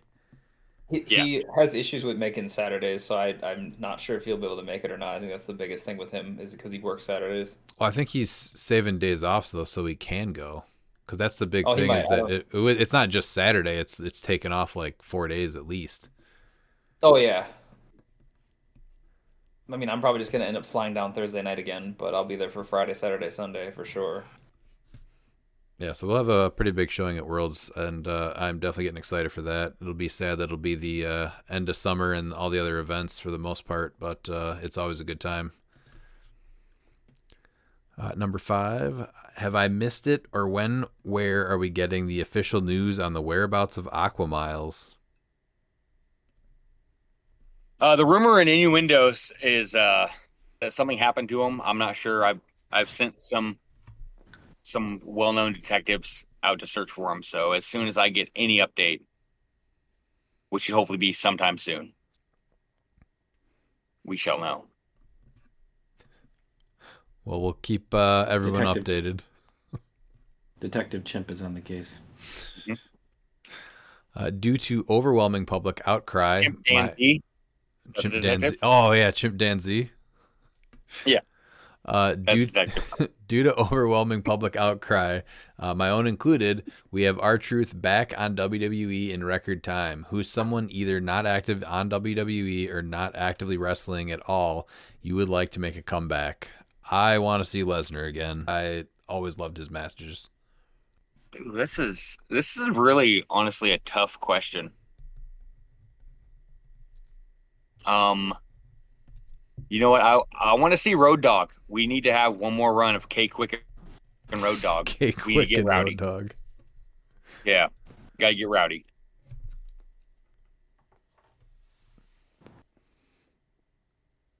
That was still the greatest thing ever. Where Road Dogg was wrestling William Regal. K-Quick comes out and then just kicks Regal out of the ring, and they start rapping "Get Rowdy." I just actually watched that. I think like 2 days ago. So amazing. I totally forgot about it until I saw it. And I'm like, yeah, this is when wrestling was great.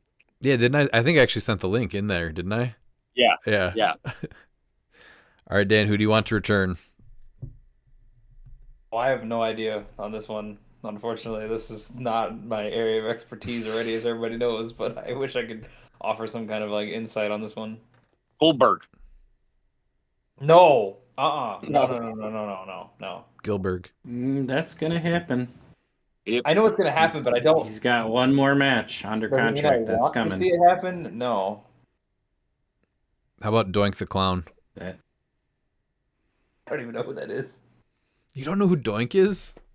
No, I don't. Does it sound good, Well, the though? original Doink is dead. It sounds very comical. That but wasn't I don't the know if rules. No, he's an evil clown. He is an evil clown. Yeah. Before Steve Kern took over the role. Matt Bourne was amazing. But he's dead now. All right, Pete, do you want to answer? I think Lesnar's probably the one I would choose to. Really? But there's some things going on there. That guy's probably not coming back anytime soon. Oh, his beard and his hair. I want to see him come back just like how he looks right now. No, Brock's amazing. I mean, just a beast. So I'd love to see him come back for some matches in that. I mean, you get him in the ring and you get him up with a program with somebody and he puts over a young guy. That's a career maker. I always looked forward to his matches on most of the pay-per-views more than a lot of them. He was always on the top. Mm-hmm. All right, going to Paul Cote. Yeah, that's a good answer. Lesnar. Yeah. Going to Paul Cote. Roughly how many teams do you think have a realistic chance of winning it all or getting top 4? So is he meaning like theme teams, I'm assuming? No, I just think teams in general. I mean, I still think the meta's pretty open as far as like things that are getting played. Honestly, that's like the best part. I think I still enjoy is that it's not just the same like 6 variations of a team. Yeah, there's still a lot of repeat pieces, but there's a lot of different gimmicks and they're on different teams, if that makes sense. So X-Men, Monsters, and Past, I think, are some of the top 3. What else would you guys add to that for top 4? Scientist. That's a good one. That's big. Ruler's still an amazing Like keyword. Brutes. don't disregard Latveria ever. Like I know we didn't see a lot of it here, but Latveria is still so good. But yeah, that's another thing too, is that we're not seeing a lot of teams that could be making cut and winning it all. Like you said, with Latveria. Yeah. Still think there's a Wakanda team out there. Yeah, there's definitely I agree with all that. some things that were And missed I out like on. Brutes. Yeah, Brutes is another option. I think that really is a good chance of a lot of stuff winning, and I think this will be the biggest like just upsets in the different brackets. Even when we see placings, there's going to be a lot of rock paper scissors. Which I think is okay, right? Like I feel like No, that's a good absolutely thing it where is. you're Yeah, not just yeah. but Well, I it's think crazy that, we didn't list mystical or cosmic. I mean, that's always great in silver. Oh yeah. So So I don't think it's that small. I think this is like the best, biggest like field or potential teams we have.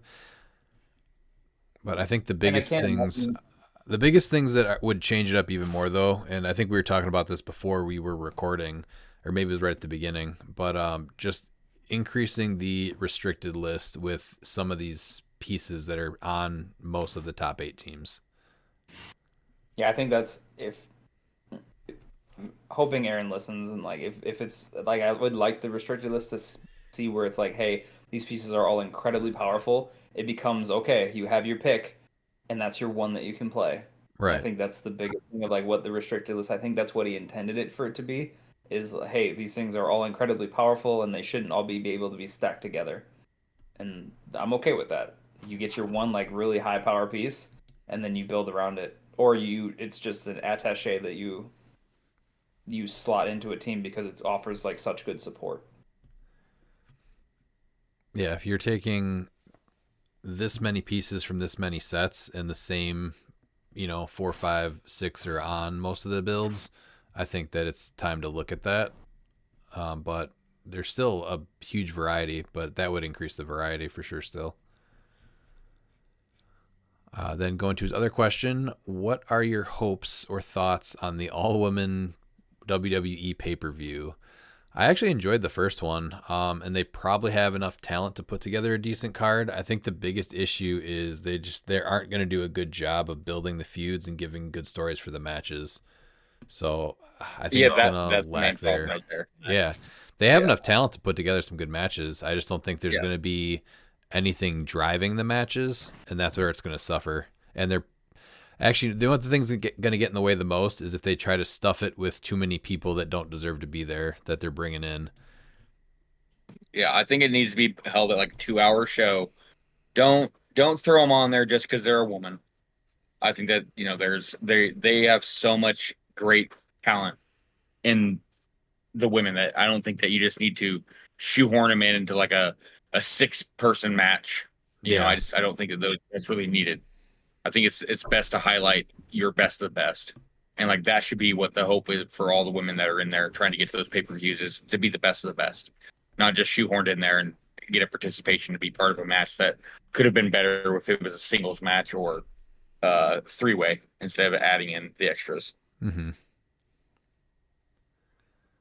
So the most recent premium live event was only 4 matches, and it was fairly short, but they were all relatively good matches.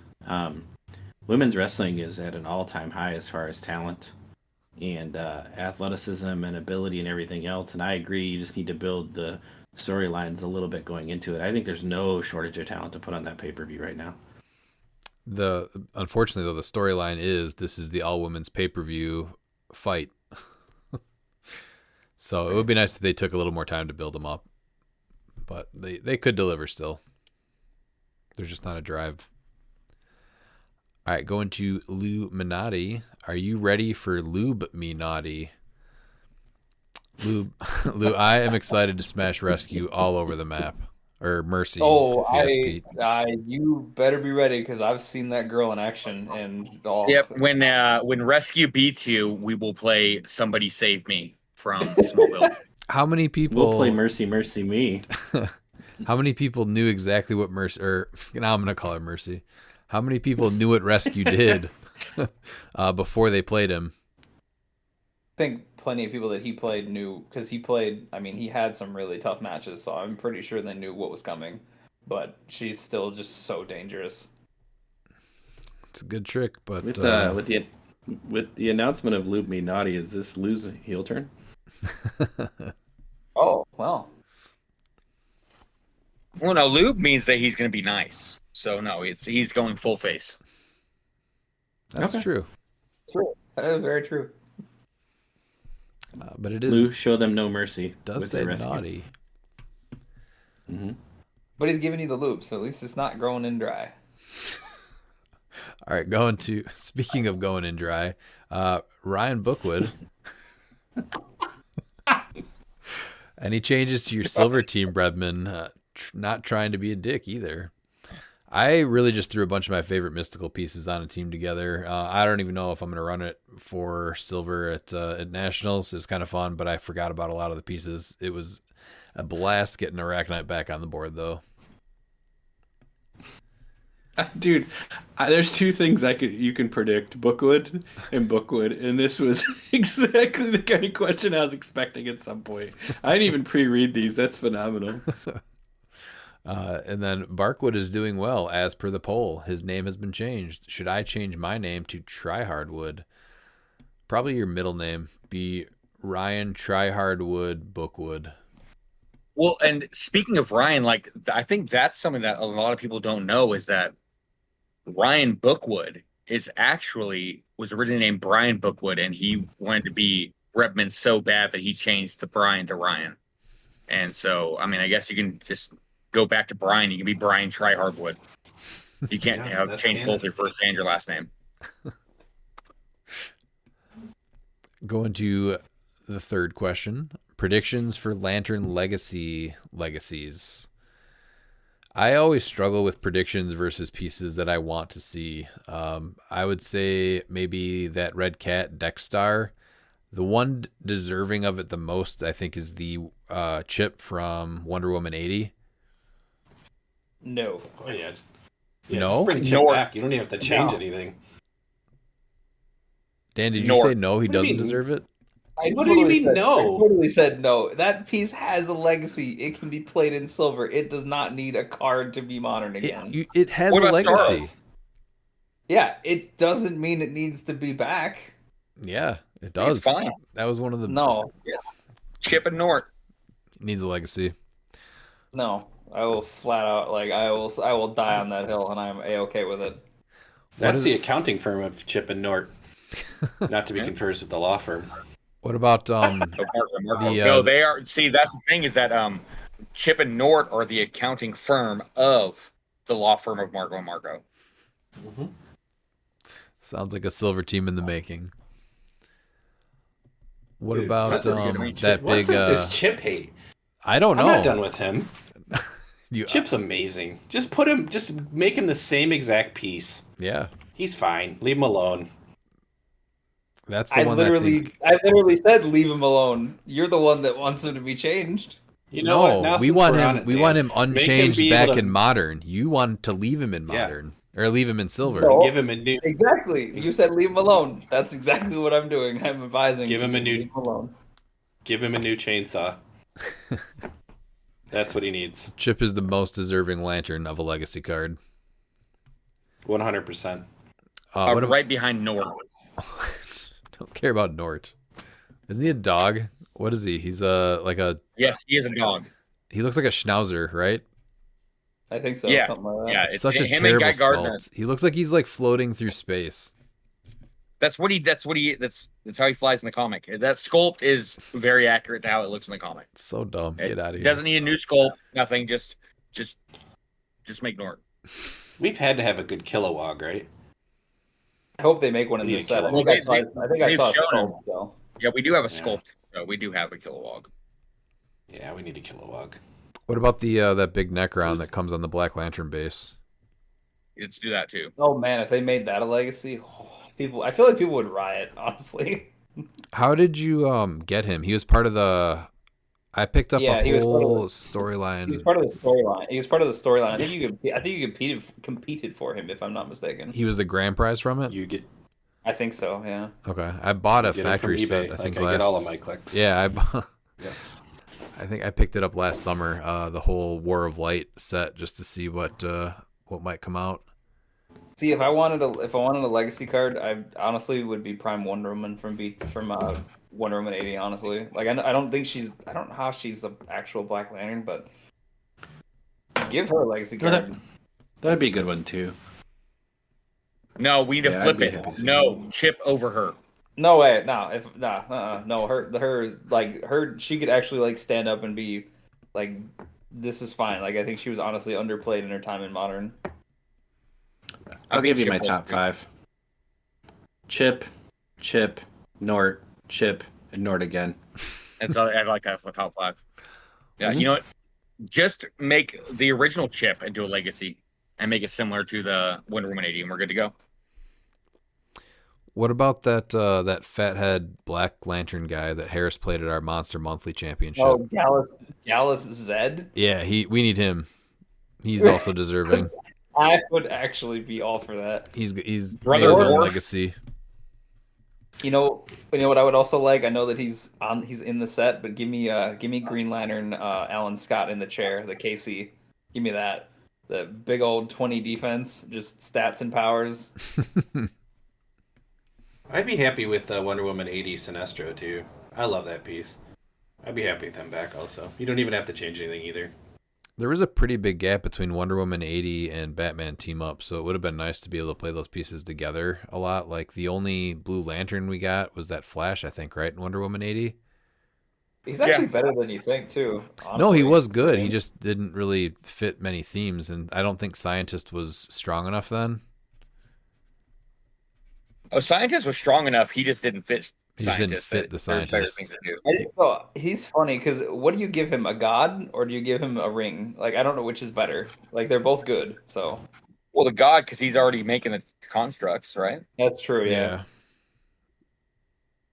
Because otherwise, the blue ring just gives him empower, right? Yeah. Yeah, because he doesn't Yes. already have it, so he's so he's not gonna benefit from +1 attack. All right, gonna go to Peter Marshfield. So in this is my life fashion, I'm currently spending money for a portion of the event that I now can't attend. Why does having to be a parent suck? To be responsible. On the other hand, maybe in the next year or two, my son will be self-controlled enough that he can travel with me for some cliX events, although age 5 might be too soon. Probably a little too soon at 5. I only started doing it at 7, though, so you got a little bit of time there, Peter, still. Complaining aside, and also not a question, I'm bringing smoked meats, different iterations on various types of jerky with me. So if you want to try them, please just ask. Will do, Peter. 3. Next time on Not Dragon Ball Z, how soon is too soon to introduce my kiddo to SWAT Cats or He-Man? Also, should we try and avoid the trauma of Captain Planets? That's good luck, because I've had a really hard time introducing mine to anything old. All the stuff now is just so loud and flashy. The kids just don't have the same attention span we did. I No, feel the like stuff. Yes, the stuff now is just so simple, and they're like 4 to 7 minute shorts, and so it on to the next episode, on to the next episode. So yeah, so it's really hard to get honestly those feel like 22 those are minutes. going to be like when they're in their teens. Maybe that might be better. When they can actually I don't know. appreciate it. Yeah, it's far away. That's kind of what I'm thinking because I mean I enjoyed SWAT Cats as a kid, but like I mean that was what was on when I was a kid too. So I don't know. Looney Tunes. They're never too young to introduce them to Looney Tunes. Looney Tunes has exactly the same thing as what cartoons nowadays have. That is true. Where it's just Yeah. short and Or, like, sweet and to the point. Just even- gag. Even Tom and Jerry's, I think, were broken up into Yep. like little mini episodes within each episode. So Yeah, they're the same thing because Tom and Jerry and the Looney Tunes were actually not meant to be made for TV. They were actually theatrical shorts.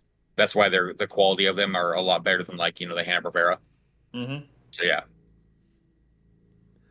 I was happy with my kids' shows when they were kids. They're not kids anymore, so they will not sit for anything like that I grew up with. It's just not stimulating enough, I guess. I don't know.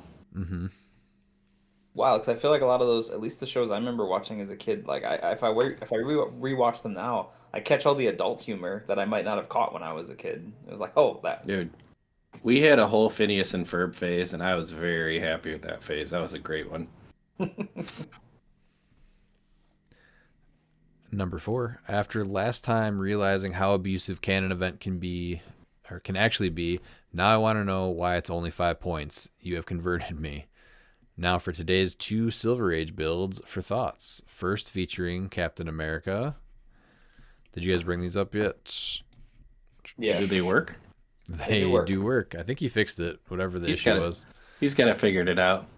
Good job, Peter. All right, who wants to read this one? I can. Or you want to do it, Miles? Go ahead. Yeah, and you get the second one. Yeah. So this It's is just got, what it's, did you it's die? just got the shark. So I was like, the shark. Oh wait, you did. Yeah, it's got Camo with Hell Cycle, Captain America with Mjolnir, Sicarian with Cloak, Scott Timer with Longsword, Genesis, Magneto, Scott Portis, that's the white shirt with the ring. Yeah, Cannon Vent, Particles, Ares, Deadpool from Empire, Grodd, Mankind, Mimic, and Scrappy. I like that for Saki to pick WWE powers. I dig it. Oh yeah. I actually like this team. It's very like you know what you're doing. This is just make a ton of attacks and see what lives. So is Glengrove Cemetery a good map for this team? Oh yeah, we got just enough water for the fish. I like it. Okay.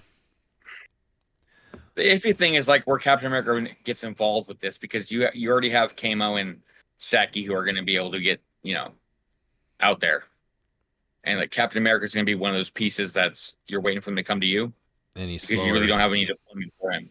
Yeah. And But you can just carry him up.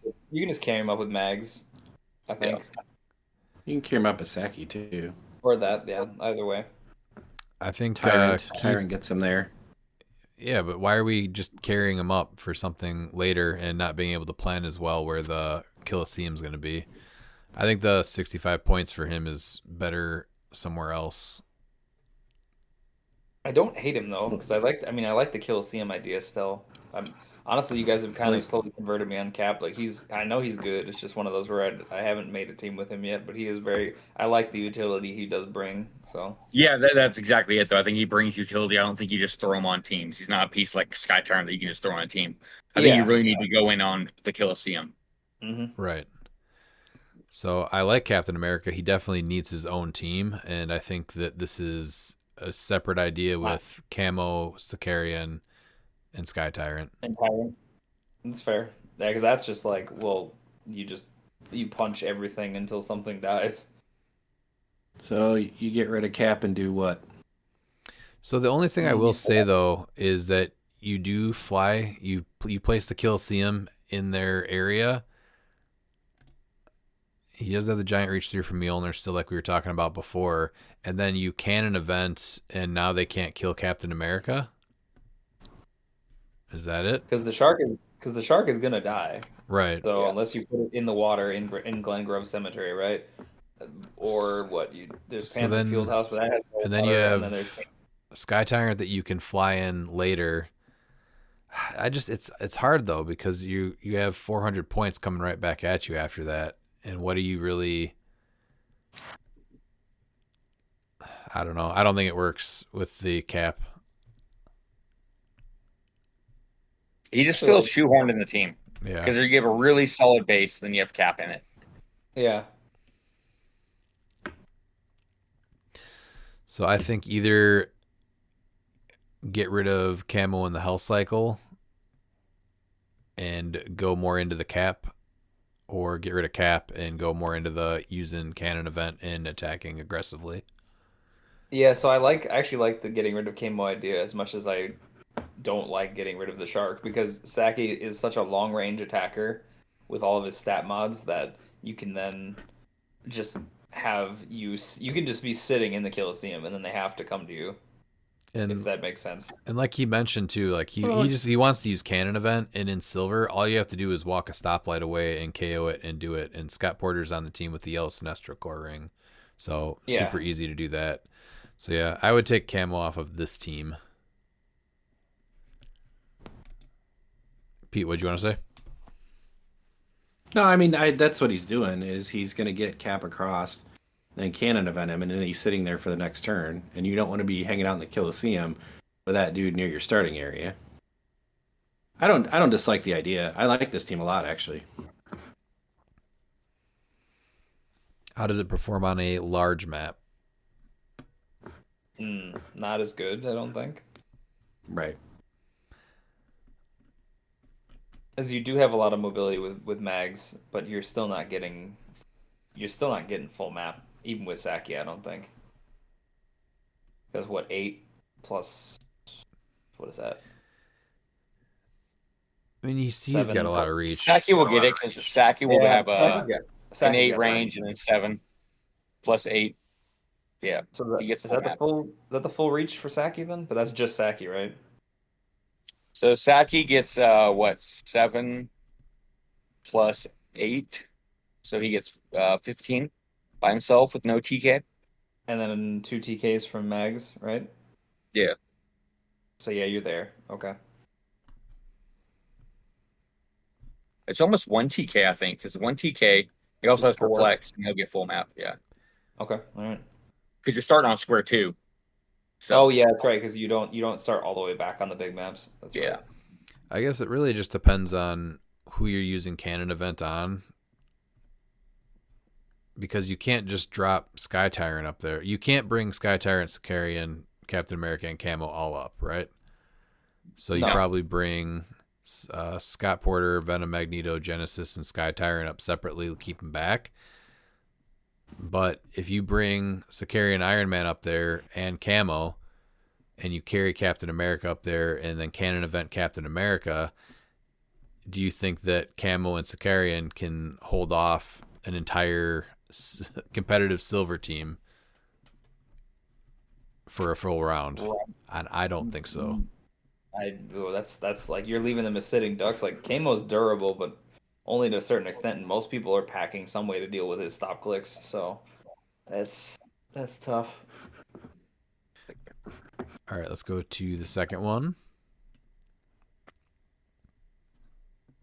This is a different iteration of his past team. So this is the Captain Carter from Disney Plus with the Enchanted Ball and Chain, Sky Tyrant with the +1 longsword, Zala Jarrell with the Crimson Gem, Reverse Flash with Power Gem, Vigilante with Trick Arrows, the Legacy, Captain America from the Kooky Quartet with the Team Up card with Mjolnir, Scarlet Witch from the Kooky Quartet with the Emo mod, and then White Shirt Porter with Sinestro and a Timebreaker.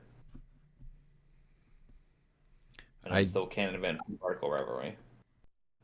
I guess my only thing is the mobility here again. Like it's like you do have some mobility, but you're not getting across a big map. I mean, he does have the 19 defend for a little bit of defense, but 19 can't be hit. Yeah, it's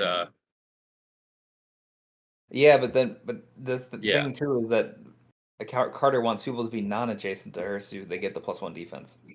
Yeah. So, like you do have the defense with the 19, but at the same time, she also wants you to be not adjacent to her. The big thing is that she's coming in and doing a giant reach 6 quake for 4 damage each. Yeah.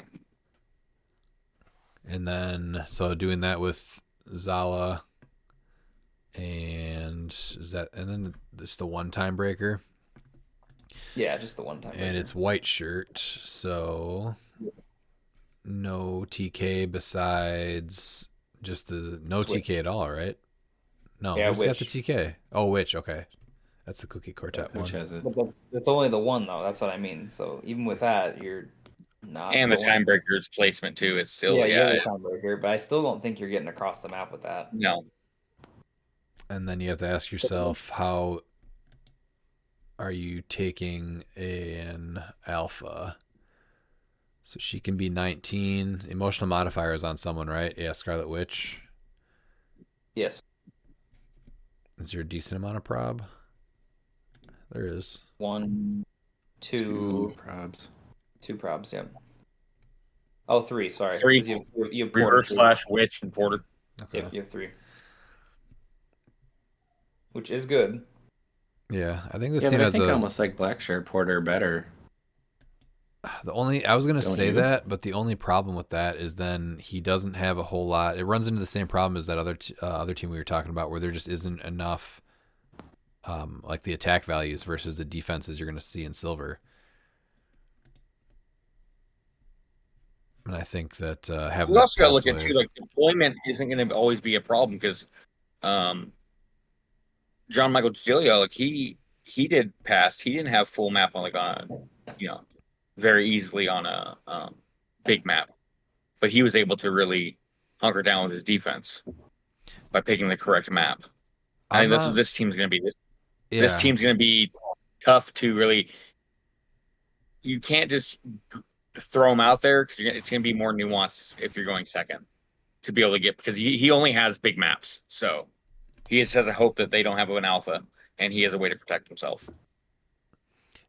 to me, it's not so much about the full map reach; it's what you're doing with your team as a whole. So if you're just attacking Yeah. with one person, and then they have to stay there, it's obviously not going to be great. So how many people can go over there or make sure that that piece gets back to you if they're attacking on their own? You know what I mean? So that's where Yeah, no, that's why I said that what- if he's able to get the placement right, on the correct map, you can get Carter,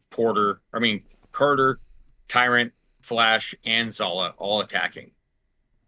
Because the deployment's a little slow, so you have to bring them up, but you have to also worry about protecting them for your defense with no alpha. They're both strong attacking teams. They both have a strong alpha, but then what happens after that? yeah. Well, that's the problem with this team is that there's not an alpha on a big map. Yeah. I honestly wish I would have been able to observe more teams. 'Cause I didn't see like the alphas happen on the big maps as much. I was just that would have been something I would have liked to watch and been like, oh, okay, so how does this work on a big map? Are you just selling out with like one piece, or can you actually get your team over there or not? I want to see Captain Carter actually work also. Mhm. Because Giant Reach I 6 like- Quake for 4 damage sounds really good. It does, But it's yeah. almost worth doing something where you can give her Precision Strike or something. And she does have a 20 defense, which is really nice. She does? Because she benefits. Yeah, she benefits from that +1. Non-adjacent friendly characters within range modified defense +1. She's not adjacent to herself, and she's friendly within range. So she benefits from that. Because characters are never considered adjacent to themselves. Okay. So she would be Yeah. considered a non-adjacent friendly character. So with the emotional modifier, then there's some potential there, bumping people up. Mhm. She would be a 20 on the top. I just don't know if it can attack like a cohesive unit, I guess. No, yeah, and that's what sucks that it's not able to attack first because you have attackers like Sky Tyrant and Vigilante that just they get killed way too easy. They got no reducers. It's Can always run. and then when you lose, Make an attack. Oh, he's got to do that first, though. Never mind. Yeah, he's got to knock somebody back first. Does he have Influence Ring? No, he's got Trick Arrows. So, I mean, you could always run him up, give him Influence Ring, knock somebody back, make a free attack, and then Sky Tyrant can come in, flurry, and then carry him back. yeah, that's very true. Yeah. Now you're got to try and figure out points, and now Pim Particles, I'm guessing, is going to be for Captain Carter. Captain Carter D Giant. Yep. Oh, I missed Or- that. Yeah, then That's she's good. pretty much Or- getting well, she's pretty or- much getting the board then. Yeah, with the or TK. well, it's or Sky Tyrant because it's got the +1 longsword, so you can Ares everything. Then Mhm. I think even though I like the pieces on the other team, I think this one does have more potential. the past team, yeah, Yeah. probably. It works better together, which is good. Oh, All right, going to Azereth Strife. How much will you guys miss me not being at Origins? Will you be covering the event so I can watch while recovering? As I think you're probably one of my guys I look forward to seeing the most at every event, so you will be missed greatly this year. We will be doing as much live coverage and streaming as we can, so definitely keep an eye out for it. The biggest factor is the internet available on site, so once we know what that is, we'll see how much we can do live. But we'll be doing stuff all weekend for sure. I just want to wish one of the great guys in the HeroClix community, Azrith, a speedy recovery. Yes. Absolutely. Yeah, we hope you're back on your feet and at these events again soon. Then we have McConnell Lamar. Hey guys, happy early Father's Day to all that celebrate. Question for Ryan. If Ollie was at the finals table for the World Championship this year against you, would you let him win? Absolutely not. I don't even let him win in Mario Kart or Uno. We here at you can't. You can't let your kids win. You have to humble them. Nope. Like they have to earn those wins. We earn the wins, exactly. I was gonna say the apple doesn't fall from the tree, and if you did, I can't imagine his ego after that. No, if he beats me, he's gonna earn it. So that's what drives it, I think, too, and that's what gets him better. With Scott Porter's Lantern Legacy unboxing on the horizon, if possessors are given legacy cards, how would you change them? So remind me how possessors work. I have them because they look cool, but I don't remember. You took a power and a stat that was greater than your current stats, and you got a +1 to that stat. So, like, if they had a higher attack stat than you could take +1 to that stat, and then you could take whatever power that they had on their dial. You would basically match their dial to yours, like the click number, and you could take a corresponding power. So yeah, so if you took 2 damage, they'd go to click 3 or whatever. Yep. Can you make them? Can you kind of make them like and they would motorcycle? give you whatever keyword the lantern was. I would just make them into gods. Like yeah. Would just be I would think that'd be the easiest equivalent now. I would just make him into a god. Mm-hmm. And then similarly, what's one of their names? How would you look Ion is the easy one. Ion's the Green Lantern one. Yeah, that one doesn't come there's up. Butcher, that's the Red Lantern one. Parallax is the yellow. Predator was the Predator. Yeah, Star Sapphire. Yeah, I think so. And then there's Orphanx or something like that. That's orange. Ophidian. Ophidian. Okay, yeah, I knew it was or something. Yeah, it's the snake. Yeah. How come their pictures aren't coming up? Oh, it comes up as the battery. That's weird. Yeah, I don't know why. Well, because they are the spirits or something like that, right? I don't remember how that works. Well, so exactly. It's part of the reason why it does. Oh, that's weird. I don't know. The Guardians trapped them all in the batteries. Yeah. They had to contain them. No, but the sculpts themselves are just popping up as the batteries on HC. Yeah, on HC units. So I was looking for their pictures earlier because they look really cool. I think that'd be cool if they did give them legacy cards. I just don't know how they change them. I didn't realize their dials were so long. I thought they could be something like the motorcycles. How would you do this as gods then? Just not even worry about their dials? No, I think they just grant a power or something, or yeah. You treat them like a pilot.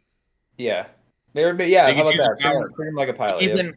Yeah, they get the powers. Even if it's a special power, you do that, and then you'd be able to, since you're making them legacy card, you're gonna, you'll change them to try and be balanced, or not, because what's balance.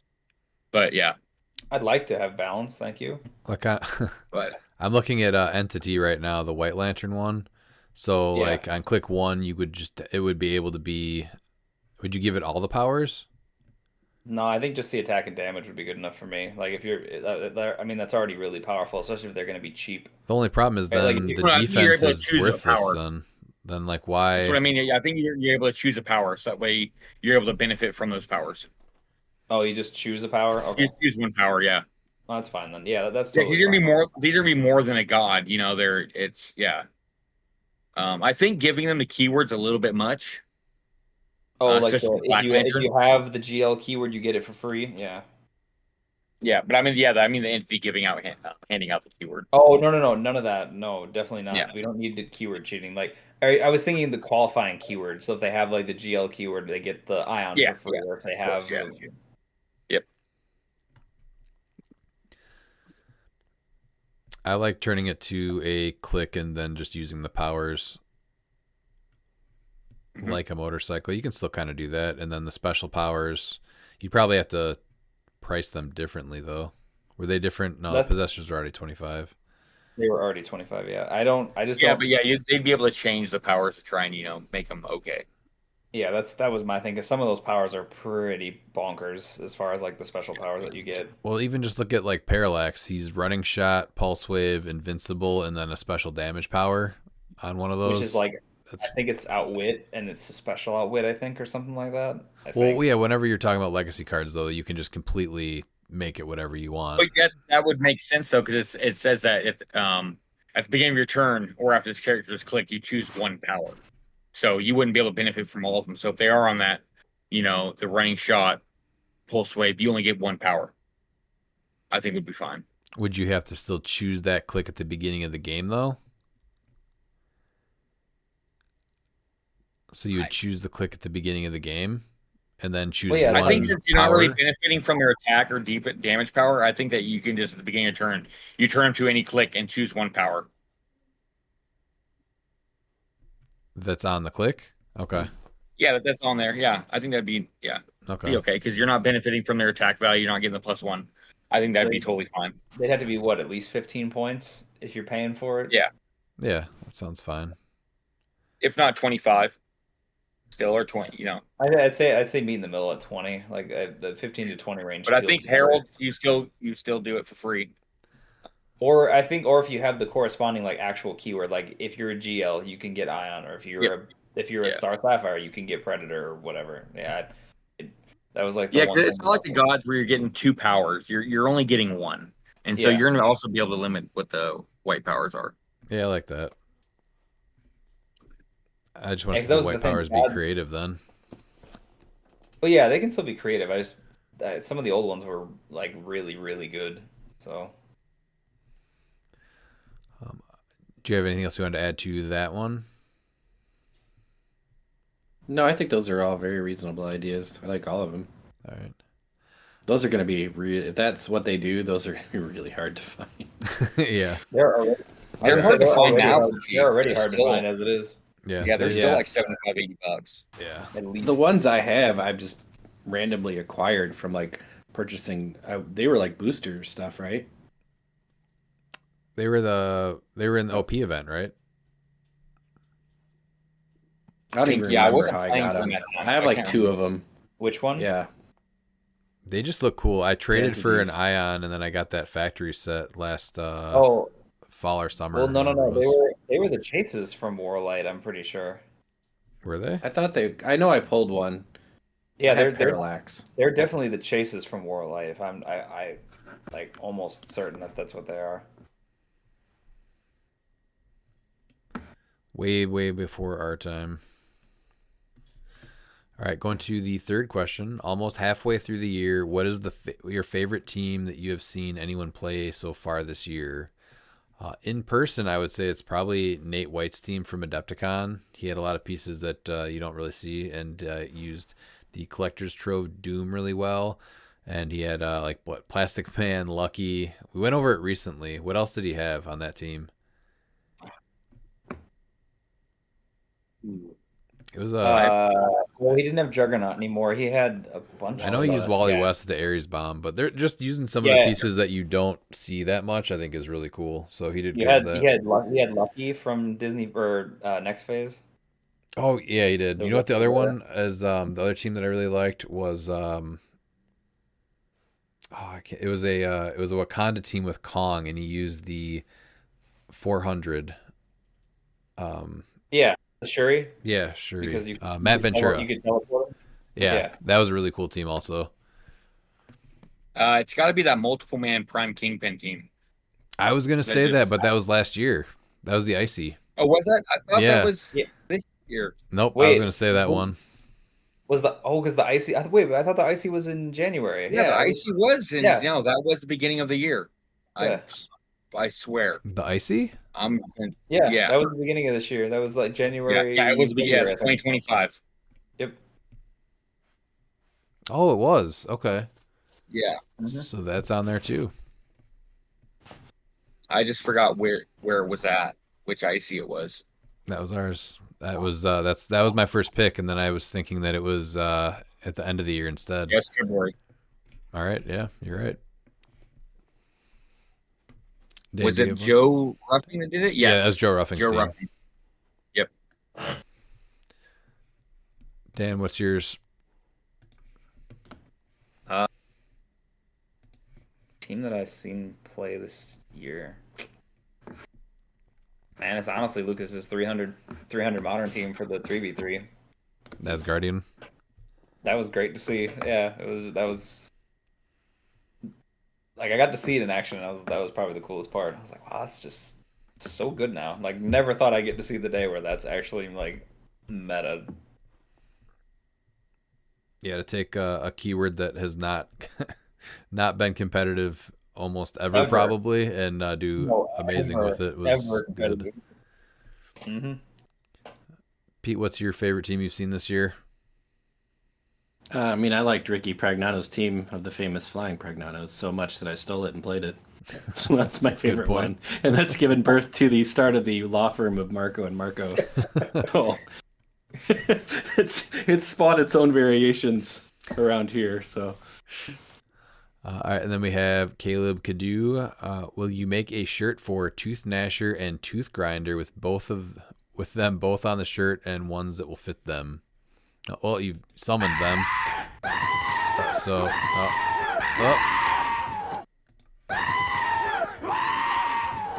Miles, what can we do for Tooth Gnasher and Tooth Grinder? I'll talk with Teresa. I know Teresa listens, so Teresa, let's figure this out. Let's make it happen. We'll see. We'll make it happen. You know what? And it's going to be an exclusive to where you got to be part of our Patreon, $15 level. And after 3 months, you get your Tooth Grinder and Tooth Gnasher shirt, and that's probably going to be towards the end of the year. So check it Fourth out. quarter of the year. Get a chance. Are we to getting them one. each T-shirts, or are they getting one with 2 neck holes? Like, and they just wear it at the same time together. They're on the shirt. What are you talking about? We're making shirts He said, for and then goats you're getting now? shirts that fit. Yeah, he says, and so then he they'll be asks wearing ones that will fit them. cliX shirts. Yeah. Yeah. That's, I'm just asking, are we giving them one shirt between them, or are we getting them each individual shirts? Has to be individual shirts. Yes, individual shirts. And we could even probably have Rebgorn, in the chariot. Ooh, we're onto some things here. I'm happy to report that during the planning meeting for the Golden Bookwoods, that we've been in contact with the agents for Tooth Gnasher and Tooth Grinder. So stay tuned, kids. Stay tuned.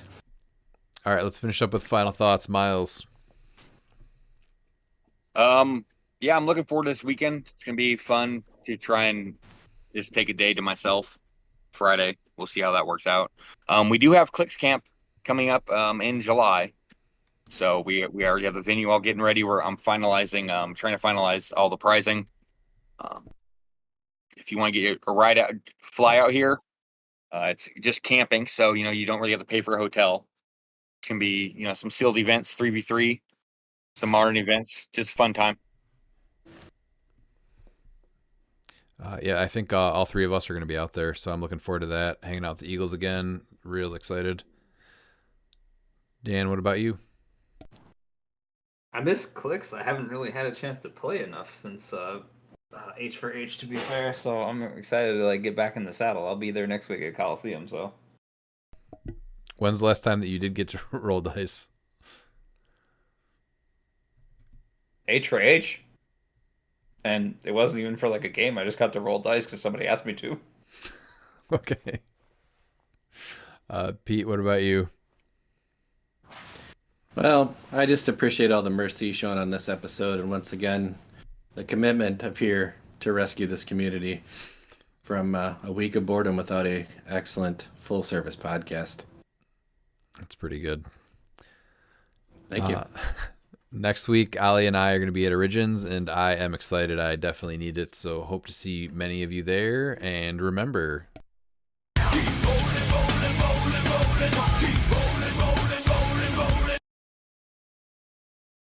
And if you're not down with that, we got 2 words for ya! Click it!